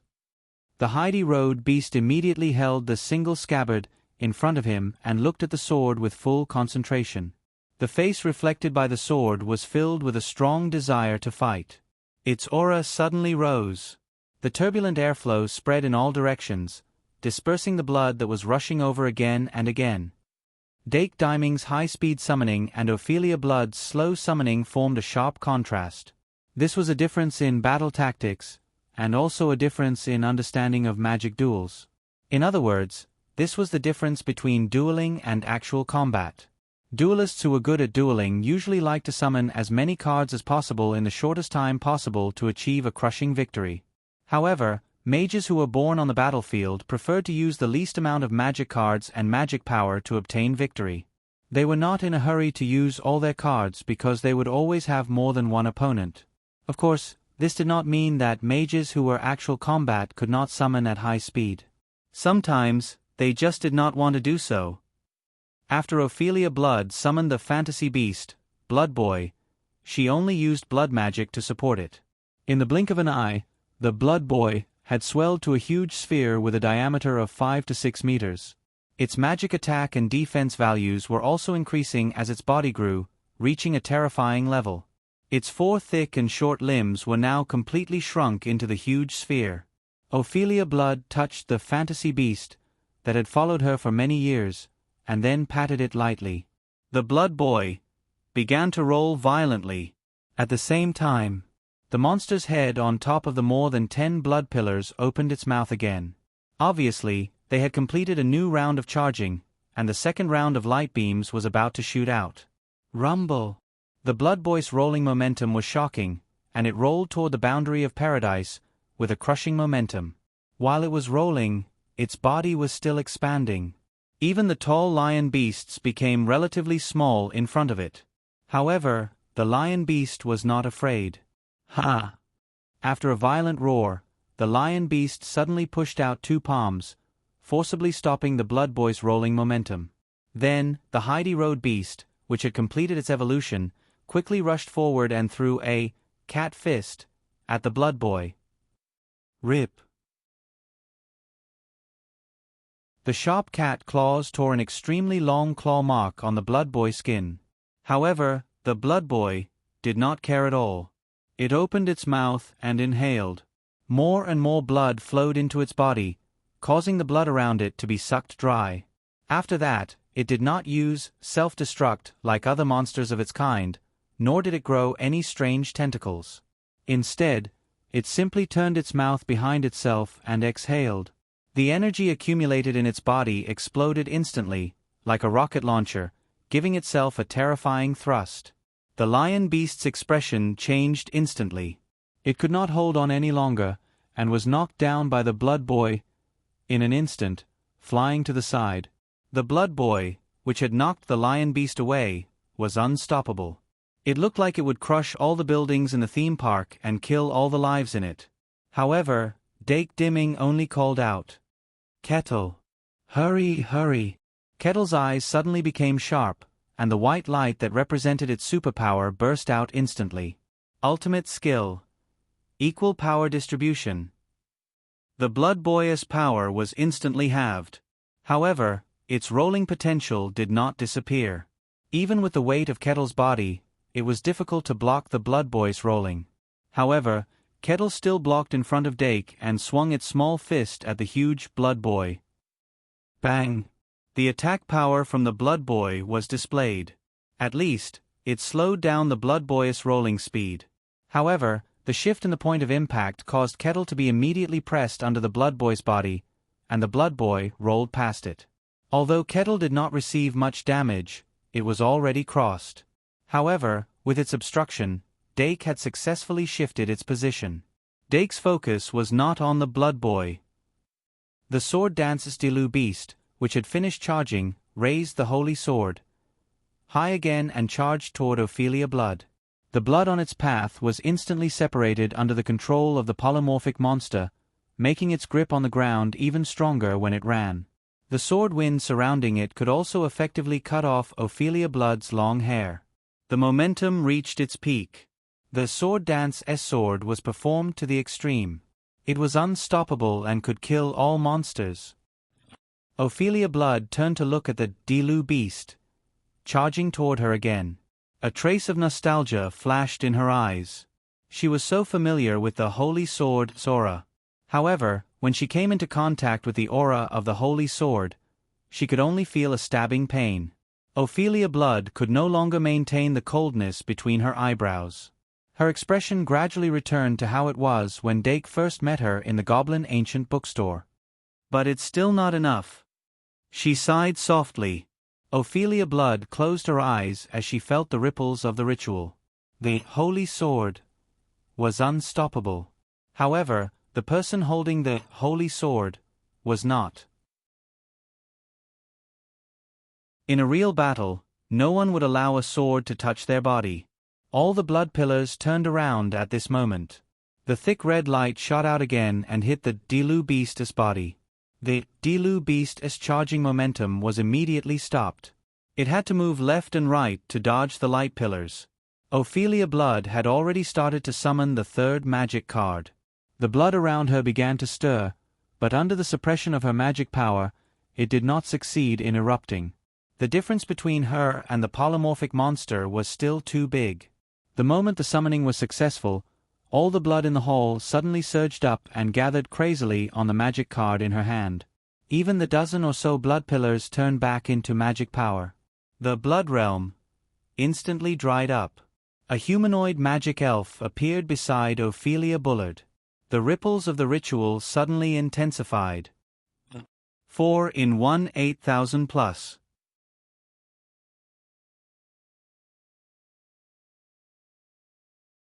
Chapter 4:15. At the top of the spiral clock tower, Midya Bartholomew stood up abruptly, and her magical energy fluctuated slightly. "What's wrong?"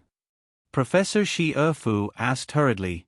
Professor Midya stared at the direction of the secret passage and said after a while, "The ritual has entered the final stage." Professor Shi-Erfu thought for a while and said with a frown, "Did Dake succeed?" However, Professor Midya shook her head with a serious expression and said, "I don't know." Professor Shi-Erfu immediately said, "How can you not know? What's going on?" Professor Midya said, "When most of the elements have reached the required standard, the ritual will enter the final stage, but the direction of the ritual has changed." "The direction has changed? What do you mean?" Professor Shi-Erfu stood up abruptly. Professor Midya's voice carried a hint of distance. "Someone has made some minor adjustments to the ritual and directed the results to an unknown level. It's Ophelia. What is she trying to do?" Professor Shi-Erfu also looked at the direction of the secret passage and frowned. "We can't let her continue like this. I'll go and take a look." However, Professor Midya stopped her. "No, I suggest we wait for a while." As the leader of the ritual, Ophelia Bullard had more control over the ritual than Professor Midya. When the human-shaped magic elf was successfully summoned, she realized that the strength of the Demon King had reached the minimum standard. A battle of life and death was not a game. Even though the scale of the battle had been reduced by many times under the effect of the secret passage, the strength of the enemy and her side should not be too different. It was like a miniature model. Even if the size was different, the proportion of the figure had to be the same. "Then, I'll leave the rest to you, Bloodline Sword Saint." The Bloodline Sword Saint, who was kneeling on one knee, nodded silently and suddenly pulled out his sword. Instantly, a blood-red light spread out, and a sword energy soared into the sky. Card name, Bloodline Sword Saint. Type, Elf card. Level, Race, Human. Attribute, Ordinary/Fighter. Magic power, 3000. Attack, 4000. Defense, 3, 200. Ultimate skills, Eye of Blood Essence, Sword Heart, Blood Devourer Sword, 9 Secret Sword. 8-star, Human Species. The Blood Origin Sword Saint, that was summoned by using the Blood Origin Realm, As an offering was an 8-star 3rd-tier magic guide spirit. It had a golden card with 4 sure kill skills. Its entire body was covered in armor, and its long hair was tied into a ponytail. Its nose was covered by a mask, revealing only its eyes and forehead. The bloodlines at the corners of its eyes revealed a hint of feminine charm, but its forehead was full of heroic spirit. As a female swordsman, the Blood-Source Sword Saint's body wasn't as tall and mighty as a man's. However, her petite body made her even more agile. She wore blood-red armor, and her legs were long and slender. She was faster and stronger. The long sword in its hand only had a single edge, and it would not be an exaggeration to call it a saber. There were 9 strange beasts carved on the blade, corresponding to the 9 styles of secret sword. This demonic sword, called the blood-devouring sword, could suck blood and convert the energy in the blood into demonic power. The more demonic power there was, the more the attack would be amplified. Most importantly, its stats allowed it to perfectly avoid the suppression of the Holy Sword. Ophelia Brad looked at the charging Blood-Source Sword Saint, and her eyes were filled with longing.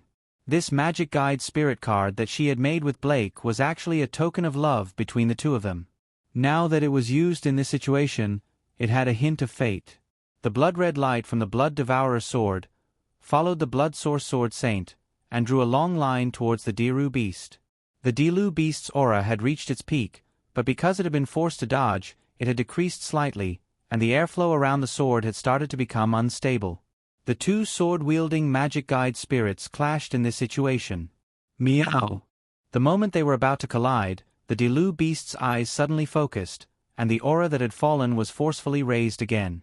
The single scabbard was swung out like lightning with the buff of Sword Dance, and a violent airflow followed the sword forward. However, the Blood-Source Sword Saint's eyes lit up, and he suddenly shouted, "Secret Sword, Second Form." In an instant, a strange beast lit up on the Blood-Source Sword Saint's Blood-Source Sword Saint. That strange beast jumped out, and like the wind, it wrapped around the sword, giving the Blood-Source Sword a very special soft power. The Dilu beast had used Sword Dance to raise its attack power to the peak, but at least a third of it was weakened by that special soft power. The remaining power was not enough to crush the Blood-Source Sword Saint. The 2 swords finally collided, and the difference in their basic strength was displayed at this moment. The Dilu beast was clearly at a disadvantage, and it was actually sent flying back by this sword. The Blood-Source Sword Saint quickly put away his sword, and he held the Blood-Source Sword with both hands, placing it on the right side of his body. The blood-red light on the sword flickered. A sword is a sword, and a person is a person. Just having a holy sword is not enough for you to become a swordsman. The Blood-Source Sword Saint said indifferently with a cold look on his face. The Sword Heart, a special killing technique created by a hero, not only gave him the instinct to use the sword, but also gave him a real heart. There was no doubt that he had intelligence, and his intelligence level was far above 3. The Blood-Source Sword Saint's sudden words made White and Luo Boat extremely shocked. The 2 of them had already hidden behind the plaster statue of the evil tyrant Xiong Zi. At this moment, they were completely unable to participate in this battle, and they only felt powerless. But right after that, they felt even more astonishment. That was because the white cat holding the holy sword had also opened its mouth to speak. Facing an opponent whose strength, speed, and sword skills surpassed him, the Dilu beast did not cower at all. It sneered on the spot, "I am not a swordsman." "Is that so?" The Blood-Source Sword Saint did not comment. However, in the next moment, his body suddenly leaned forward, drawing a blood-red shadow in the air, and he suddenly appeared in front of the Dilu beast. Secret Sword, First Form. The blood-devouring sword's body lit up with the pattern of another strange beast. The Blood-Source Sword Saint held the sword with both hands and instantly slashed out. The Dilu beast's reaction was extremely fast, and it almost immediately raised its sword to counterattack. However, the Blood-Source Sword Saint instantly slashed out 3 times, and the blood-red light shot out from these 3 swords overlapped and instantly exploded. Bang! The Dilu beast was unexpectedly sent flying again without any room to resist. The star-level difference between the two sides was double, and under normal circumstances, there was a great disparity in strength. This time, after sending the Dilu beast flying, the blood-source sword saint did not withdraw his sword. Instead, he spun around and instantly accelerated. Before the Dilu beast fell down, he flashed and appeared under it.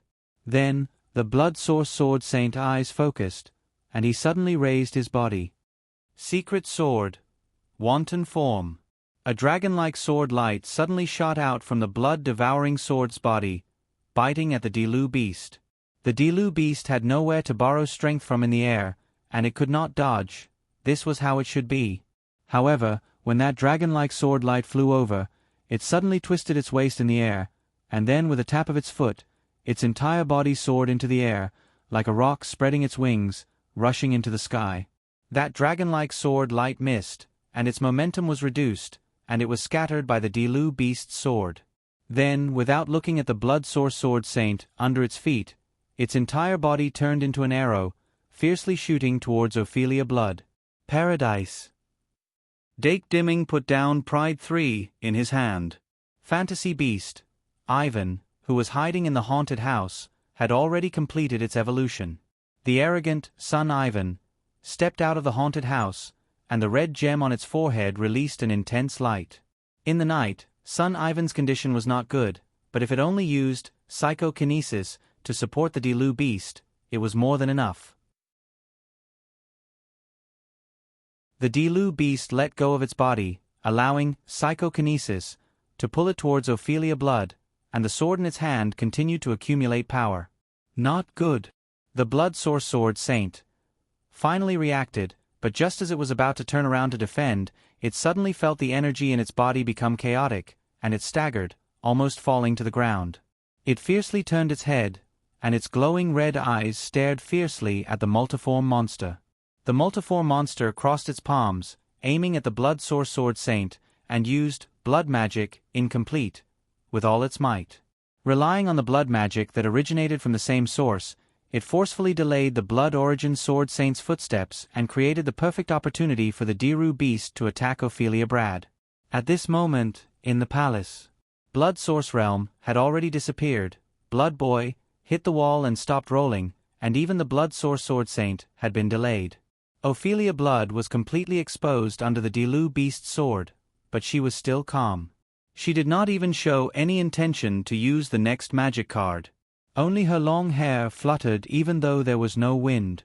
As the Dilu beast approached, it suddenly shot out. Mayo! Suddenly, the light of telekinesis attached to the blood-red hair, causing it to stop moving at this moment. Sun Ibu's forehead was sweating, and his magic value was rapidly decreasing like a waterfall. In order to fight for this moment of opportunity, he used all his strength. The Dilu beast's eyes flashed, and the moment it landed on the ground, its speed skyrocketed, and it successfully cut into Ophelia Blood's arms. Clang! At this moment, the scabbard resonated with it. The holy light that burst out from the sword drowned the figures of both sides. However, Ryan Hux, White, and Luo Boat, who were staring at this side, did not care about the stabbing pain in their eyes, and they forcefully opened their eyes. In their field of vision, the holy light suddenly extinguished. What replaced it was an even more glaring bloodlight. The Dilu beast's body froze on the spot, and the holy sword that it used all its strength to stab out was wrapped and clamped by the bloodlight. Ophelia Blood only stretched out her left hand, and the bloodlight released from her 5 fingers firmly clamped the scabbard's blade. The holy light released from the sword continued to wear down the bloodlight, but Ophelia Blood's magic was endless, and it actually filled up the bloodlight in an instant after it disappeared. On the contrary, the holy light emitted by the scabbard gradually weakened. Light and darkness, God and demon, the so-called restraint has always been mutual. Ophelia Blood's voice slowly sounded. The holy sword can restrain the demon, but it can also be corrupted by the power of the demon. If you only rely on the holy sword, the hero will never reach the end. Brett, you rely too much on the holy sword. Dake Dimming suddenly frowned, and then his face slightly changed. Ophelia Blood's expression at this time was no longer as sharp as when she first stood up from the throne, and the words that came out of her mouth were like a sermon. Who was she talking to? Was it White? However, the current situation did not allow Dake to think too much. He raised 2 fingers, and the fusion, that he refined with the help of his senior sister Panduola, appeared in his hand. Ophelia Blood's understanding of the holy sword was too deep. In front of her, the Dilu beast could not display the advantage of the holy sword at all. Instead, it would be better to summon the Basti beast. Perhaps by relying on the Basti beast's ability to control blood, he could gain an advantage in battle. As if it sensed Dake's choice, the Dilu beast took a deep breath and quickly used its strength to pull the scabbard out of Ophelia Blood's magic clamp, and then with a tap of its foot, it flew back. During this process, Ophelia Blood did not stop it at all. She raised her eyes to look at the 100 Faces monster beside Dake, and suddenly pointed with her finger. The 100 Faces monster let out a hurried cry, and its entire body suddenly trembled. Its outer appearance instantly changed, and it actually returned to its original form on the spot. Seeing this scene, Dake's eyelids twitched. He never thought that the 100 Faces monster's transformation could be broken so easily, but immediately after, the magician's secretary, summoning conclusions sounded in his ears, making him come back to his senses. In the name of Dake Dimeng, I summon the big milk can. After chanting for more than a minute, the magician's secretary successfully summoned the 4-star magic guide, Big Milk Can. The Big Milk Can appeared from the summoning light, and it immediately produced a bottle of milk can. The Dilu beast just happened to return, and straightforwardly stretched out its hand and said, "Give me a bottle." It no longer hid its language ability, and it did not have the energy to care about this matter. Ophelia Blood's strength was omnidirectional, and even the Pride incarnation felt a little powerless. Moo moo. The big milk can threw the bottle of milk to the Dilu beast. The Dilu beast opened the bottle and drank it in one gulp. As the warm liquid flowed down its throat, its less than 10% mana quickly recovered to more than half. But after its mana recovered, the Dilu beast did not return to the battlefield. It took a deep breath and threw the single scabbard in its hand to the lion beast, and then looked at the evolved Dilu beast. The Dilu beast was already waiting beside it. The white cat and the black cat only looked at each other for a moment, and they understood each other's intentions. "Are you ready?" Dake asked in a low voice.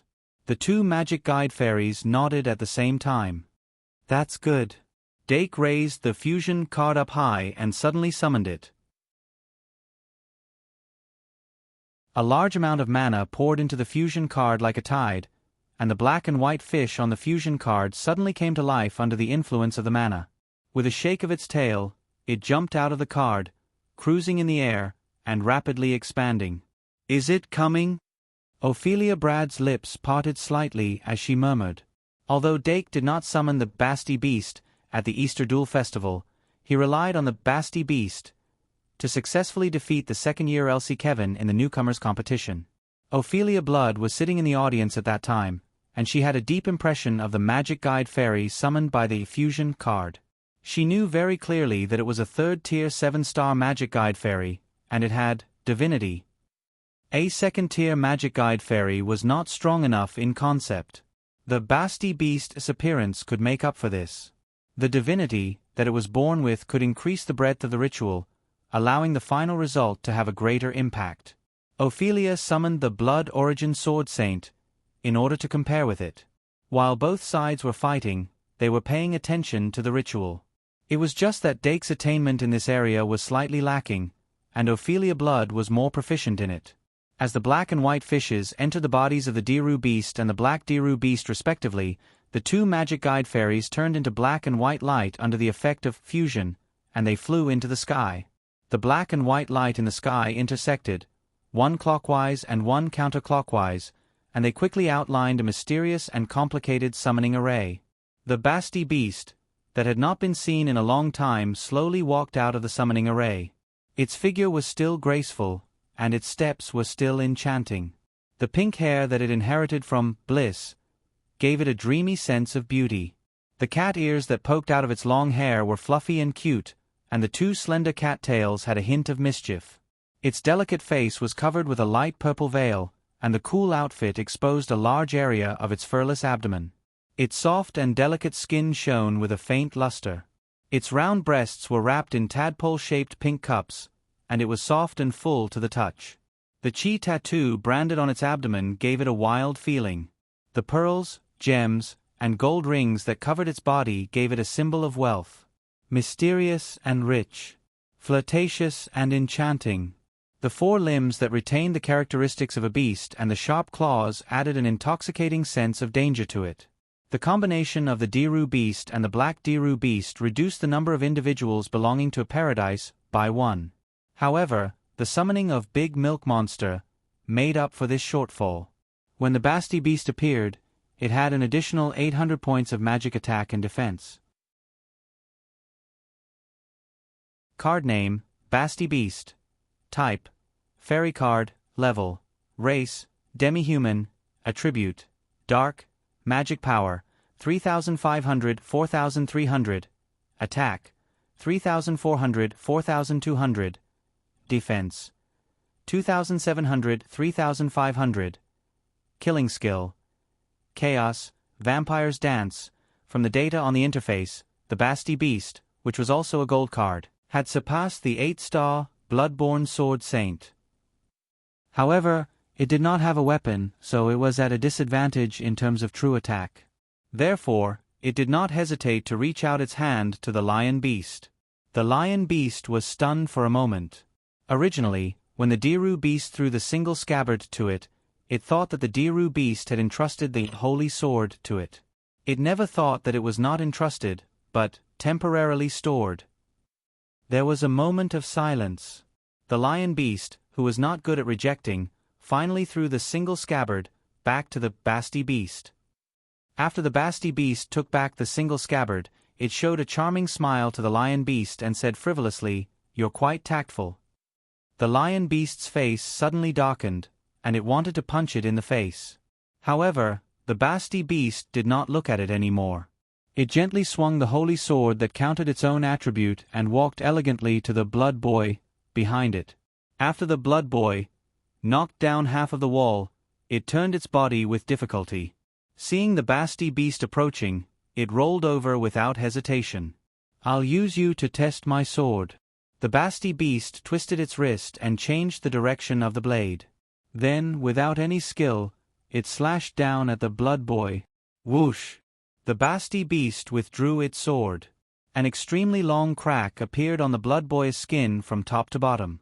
Like a balloon that was cut open, a large amount of gas spurted out. Then, bang! This originally 1-star magic illusion beast exploded into a bloody mist. The Basti Beast flicked its fingertip, and the bloody mist gathered again before it spread out. A huge amount of blood power surged in the mist. It turned around and squinted at Ophelia Brad, who was opposite it. It recalled what Ophelia Brad had said and injected the blood power extracted from the bloody mist into the single scabbard in its hand. Although the single scabbard was a holy sword, because it was essentially a magic fairy refined by Dake, it did not reject other magic fairies that were also refined by Dake.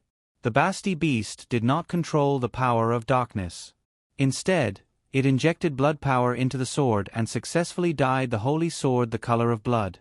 It could not help but smile.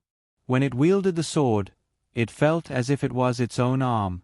Attack power, 4,200, 6,300. The intensity of the ritual has increased again. On the top of the spiral clock tower, Midya, who was in the pumpkin carriage, suddenly said. Professor Shi Erfu asked for the umpteenth time, "There won't be a problem, right?" But this time, Professor Midya's tone was very decisive. "There won't be."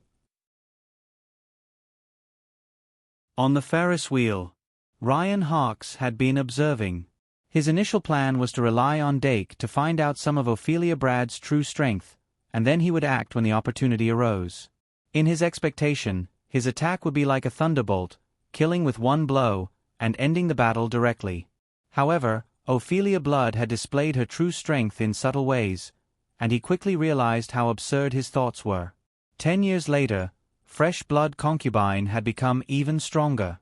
In contrast, he was more aware that he was already an old man behind the times. This made him feel a little sad. But his gun was not rusty. Once the opportunity arose, he would still act. He just became more cautious. After the sword test, the Basti beast walked out of the boundary of the paradise, with sensual cat-like steps, and came to the center of the palace. It did not attack Ophelia Brad. Instead, it pointed its sword at the Bloodline Sword Saint, and smiled. The Bloodline Sword Saint turned to look at its master. Ophelia Bullard nodded at it and said softly, "Go."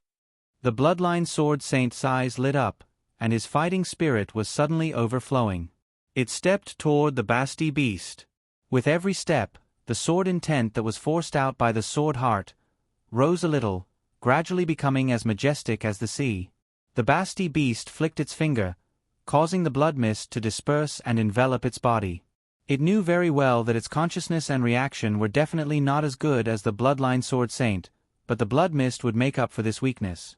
Once the Bloodline Sword Saint entered the blood mist, every move would be completely grasped by it. The distance between the two sides was shortened in an instant. The Bloodline Sword Saint exerted strength under his feet and suddenly accelerated. The blood-devouring sword in his hand let out a terrifying explosion. A strange dragon-shaped beast flew out of the sword and coiled around it. Secret Sword, 9th Style. In that instant, the Bloodline Sword Saint seemed to have turned into a giant dragon roaring. The rising sword momentum condensed into substance, and the shape of a giant dragon appeared behind him. Dance of the Vampires. The Basti beast used one of its killing moves at the same time. It stepped on the dance steps, and as its waist twisted, it was incomparably gorgeous. It merged with the sword to form the sword dance. Bang! The two sides came into contact, and the two long swords instantly intertwined. The Basti beast's sword was born to match the dance.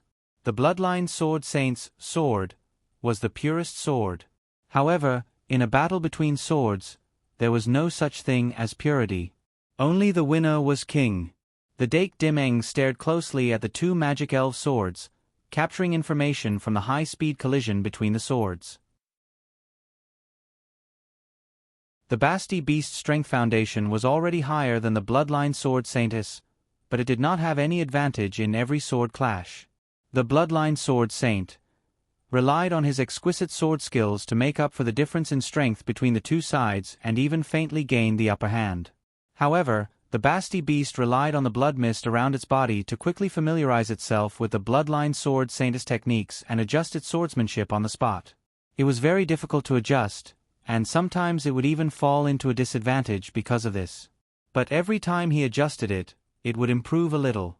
The Bloodline Sword Saint's sword skills were inherited from the brave Brett. Although it could not surpass him due to the limitations of the magic elf's intelligence, it could still imitate 20 to 30% of it. No matter how intelligent the Basti beast was, it was impossible for it to learn so much in such a short period of time. However, even if it only learned a little bit, it would still benefit it greatly. Because it originally did not know how to use a sword at all. They are both 8-star magic elves, but the difference between this Bloodline Sword Saint and the Vampire Count is like heaven and earth. As the battle between the two magic elves deepened, the combat strength of both sides became more and more clear. Dake could not help but think of the 8-star Vampire Count, summoned by the Vampire Vlad. In front of the Bloodline Sword Saint, the Vampire Count was as immature as a child. Dake had no doubt that once these two magic elves met, the Vampire Count would be instantly killed. Under the same circumstances, not only did the Basti beast survive, but it also became braver as it fought. Time passed bit by bit, and the sword fight between the two magic elves became more and more intense. However, the owners of the two magic elves only watched from the sidelines and did not do anything else. The entire hall seemed to have become their exclusive duel ground. 1 minute, 2 minutes, 3 minutes. Suddenly, the Bloodline Sword Saint's sword momentum inexplicably weakened, and the Basti beast suddenly slashed the blood-devouring sword. The Bloodline Sword Saint held his sword to parry and was forced to take a step back. The Basti beast was instantly blessed. Its sword momentum was continuous, and the second, combo slash, was instantly swung out. In that instant, its basic attack increased by 50%. That was an increase of 1,700 attack. The Basti Beast's full strength slash thus increased its attack power to 8,000 points. The sword that surged with a tide of blood slashed down like the wind. The Bloodline Sword Saint raised his sword in a panic, but it was difficult for him to block the second attack in an emergency. Clang! The sound of a sword instantly burst forth. The Bloodline Sword Saint only felt a force twice his own bombarding his sword. The blood-devouring sword was actually forced away by the sword, and its chest was exposed. The Basti Beast's third slash tore apart its armor. The battle situation suddenly changed.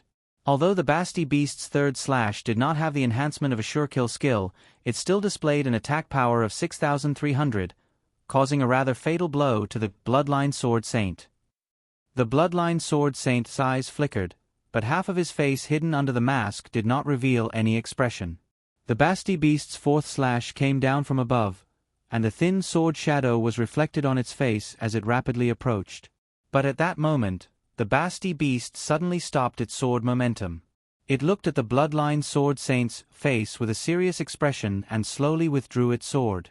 Secret Sword, 7th Style. However, when the reflection on the sword was about to leave, Ophelia Bullard, who had been watching silently, suddenly spoke.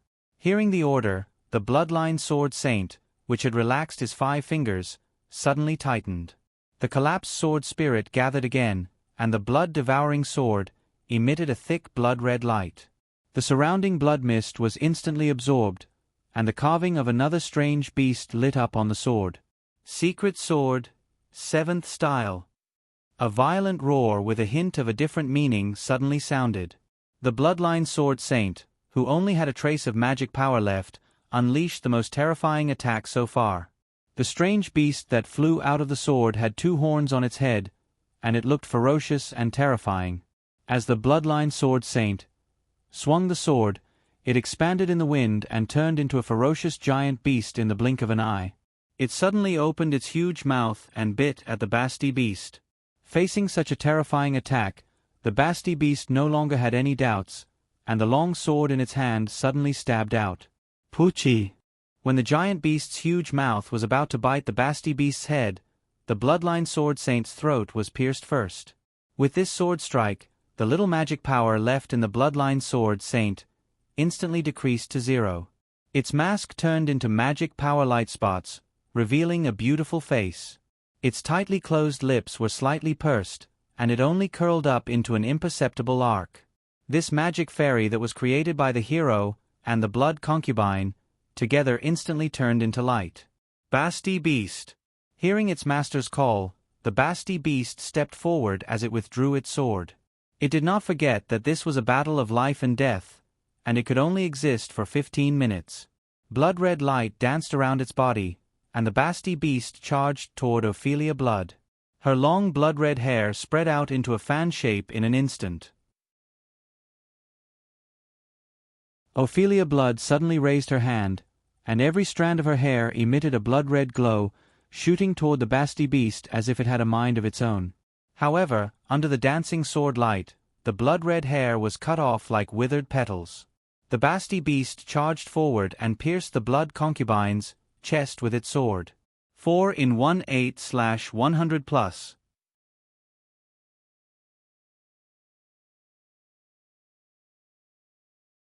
Chapter 4:16.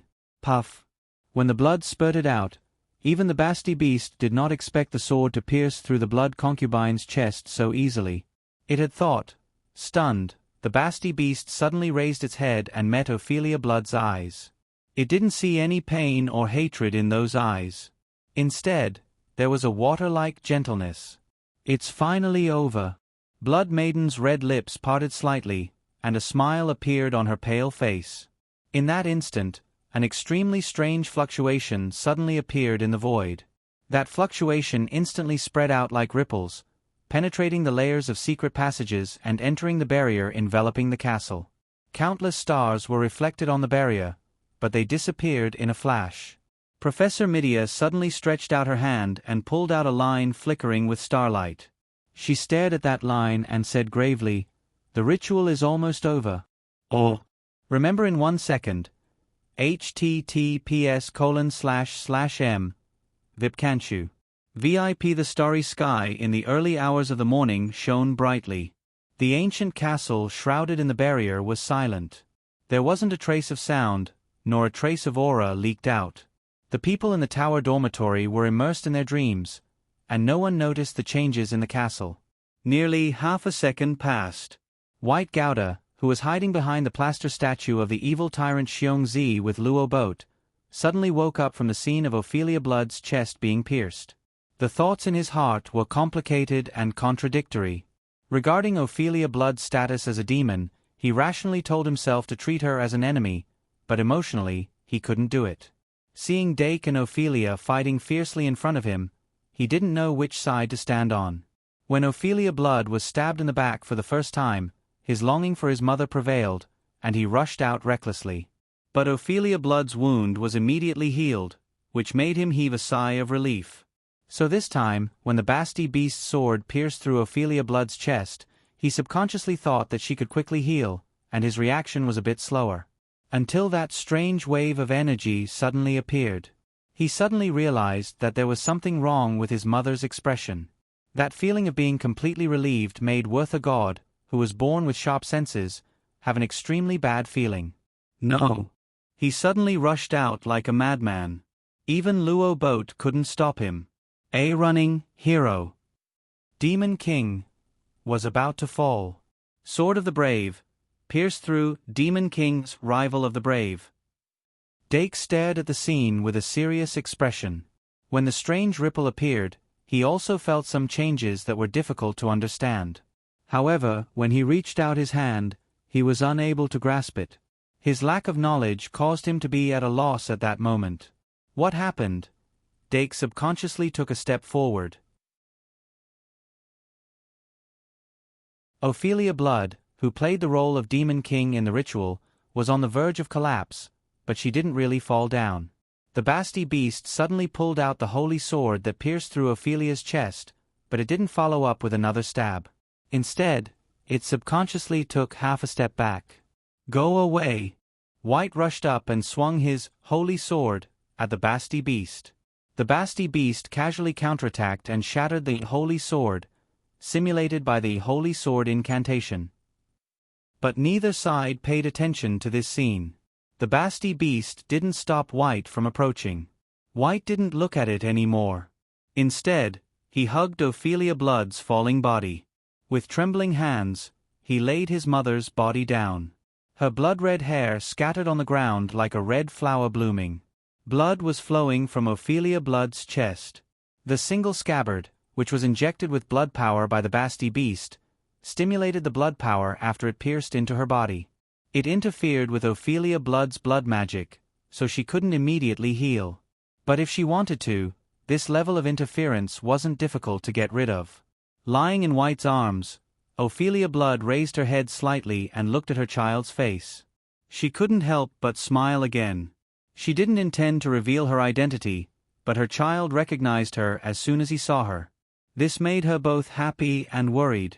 She didn't want her child to experience the joys and sorrows of life in such a short period of time, but sometimes she was helpless. Humans were really fragile in the face of an unchangeable fate. White. Ophelia Blood raised her hand and stroked White's cheek with her cold fingers. Her fingertips suddenly trembled. After so many years, she finally felt the temperature of her child's skin again. So warm. Since she entered the academy with Midya, she had been secretly observing her child. The result was much better than she had imagined. In her opinion, White was very outstanding. Although he couldn't be compared to the other children, White was also very serious in class. He also did his homework well, and he ate well. His body was very healthy, and the growth of his magic power was also very good. This was very, very rare for a child who lacked parental education. Before she met White, she always thought that he would be like Brett, who was naughty, didn't do his homework, was always late, and would be deducted points by the professor every day. But he didn't. White was really outstanding. She was very gratified. She felt that even without her, White could grow up well. "Call me Mom again," Ophelia Bullard said with difficulty. But White pursed his lips tightly, just looked at her eyes, and didn't say a word. It was as if he had a premonition that once he called Mom, the mother he had found with difficulty would really leave him. Ophelia Blood wasn't disappointed because he didn't say anything. She finally thought about it and said, "It's my fault that I didn't grow up with you. You can believe in Midya, she will take care of you. Also, don't blame Yvette's child." At this point, Ophelia Blood noticed that White's face twitched. She said with difficulty, "Mom knows it's hard to ask you this, but it's all Mom's fault. Dake is a very good child. I can always see Yvette's shadow in him. I really hope you can be friends." "Mom." White finally couldn't help but call out. When Ophelia Bullard heard this, her smile became even sweeter. Her right hand was on the ground, and the magic card on her fingertips glowed faintly. The moment the card was activated, she slowly closed her eyes. "Mom." White suddenly burst into tears. "The Demon King is dead." Dake Dimming, who had come to their side at some point, stared closely at Ophelia Blood's face. The Demon King's death meant that the ritual had reached its end. But at the same time, it also meant that the refining had begun. If everything went smoothly, Ophelia Blood wouldn't really die. The Demon King's embrace in her body would be used as a sacrifice for the newborn Demon King, and the concept of reproduction would be transferred to Vlad the Vampire, allowing him to be reborn in the form of a magic fairy. Everything had been set up in advance. Dake didn't need to do anything, he only needed to wait for things to develop. Once Vlad the Vampire's magic elven card was completed, Ophelia Brad would be reborn due to the removal of the embrace. In this world where souls could be seen directly, as long as there was enough preparation, death would never be the end. "Professors, it's time to enter." Dake reached out and pulled out the wisp of Blessing of the Wind Fairy from his hair and injected a bit of magic into it. He then let go of his hand, allowing the wisp of wind to hide back into his hair. During this time, his gaze never left Ophelia Blood's face. But the expected movement didn't happen. Ophelia Bullard seemed to have died in a very ordinary way. Half a minute later, Dake suddenly looked at White, who was still crying. He suddenly realized that Ophelia Blood's dying words were completely like her last words. What's going on? The doubt that had been in his heart all this time suddenly exploded. Dake subconsciously clenched his fists. After a while, he seemed to have realized something. He immediately pulled out the Dream Demon card and quickly walked to the bottle that contained Vlad the Vampire's soul. Ophelia Blood's initial intention was to revive Vlad the Vampire. Dake didn't think this was a lie because there was no need for her to lie in such a place. But now, Ophelia Blood directly gave up on the idea of reviving Vlad the Vampire. What was she trying to do? Was there a more important purpose? Dimming, you look very confused. Just as Dake was gradually getting anxious, Ryan Hux appeared beside him. Professor.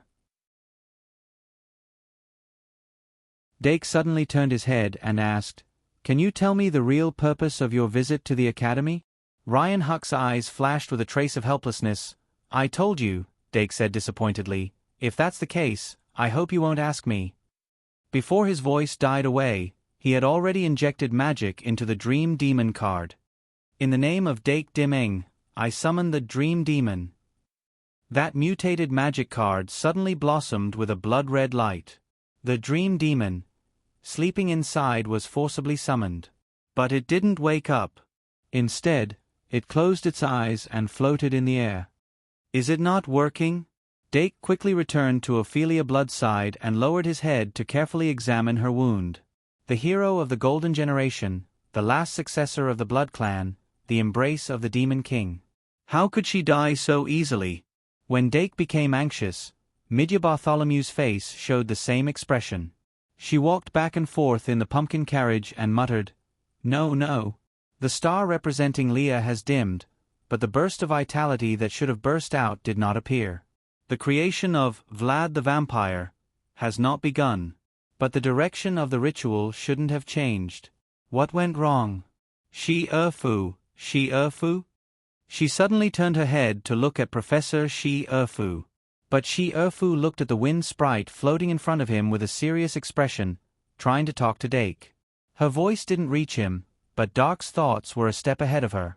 The wind sprite translated Dark's thoughts into his mind.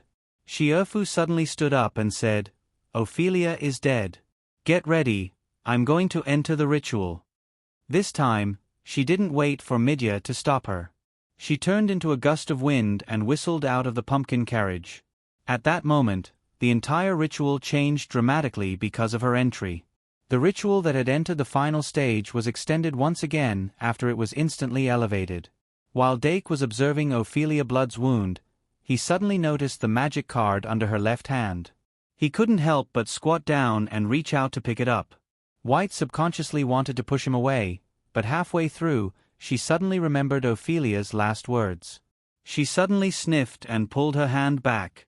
Dake smoothly picked up the magic card and immediately turned it over. It was obviously not a magic sprite card. There were only 2 lines drawn on the card. One was a blue line, the other was a red curve. The 2 lines were parallel to each other at the beginning and suddenly bent at the end. Dake couldn't help but frown. What kind of magic card is this? It's the Great Prophecy spell. Ryan Huck's voice suddenly sounded and answered Dake's question. It's the Great Prophecy spell? Dake suddenly looked up at him, his eyes flashing. Ryan Huck said, "I've seen this magic card before." Although he didn't know how she got her hands on it, this magic card should have been a secret treasure of the saint. It's one of the rare divine cards in the world that can really interfere with fate. The so-called divine cards were cards that contained the power of God. Dake didn't care about whether it was divine or not. He tried hard to recall the knowledge that Professor Midya once taught in the astronomy class. The Great Prophecy spell can interfere with fate and distort fate on the basis of prophecy. However, some people think that it can only help the prophet to observe another path of fate that is different from the one in the prophecy. Ryan Hucks added, "That's how it is, but in fact, it's not as useful as imagined. I mean, its real effect is actually not ideal. But this is the secret passage of the Shang Molian Academy." Dake stared at the Great Prophecy spell in his hand, his eyes flashing. The appearance of this Great Prophecy spell finally opened his mind, and the clues in his mind suddenly connected. Finally, there seemed to be a plausible explanation for Ophelia Bullard's actions up to this point. She wants to change fate. She wants to kill the Devil King. 2 in 14/100+. You're tuning in to the Narrate and Escape YouTube channel. Don't forget to subscribe and join us on this journey to catch the most captivating stories.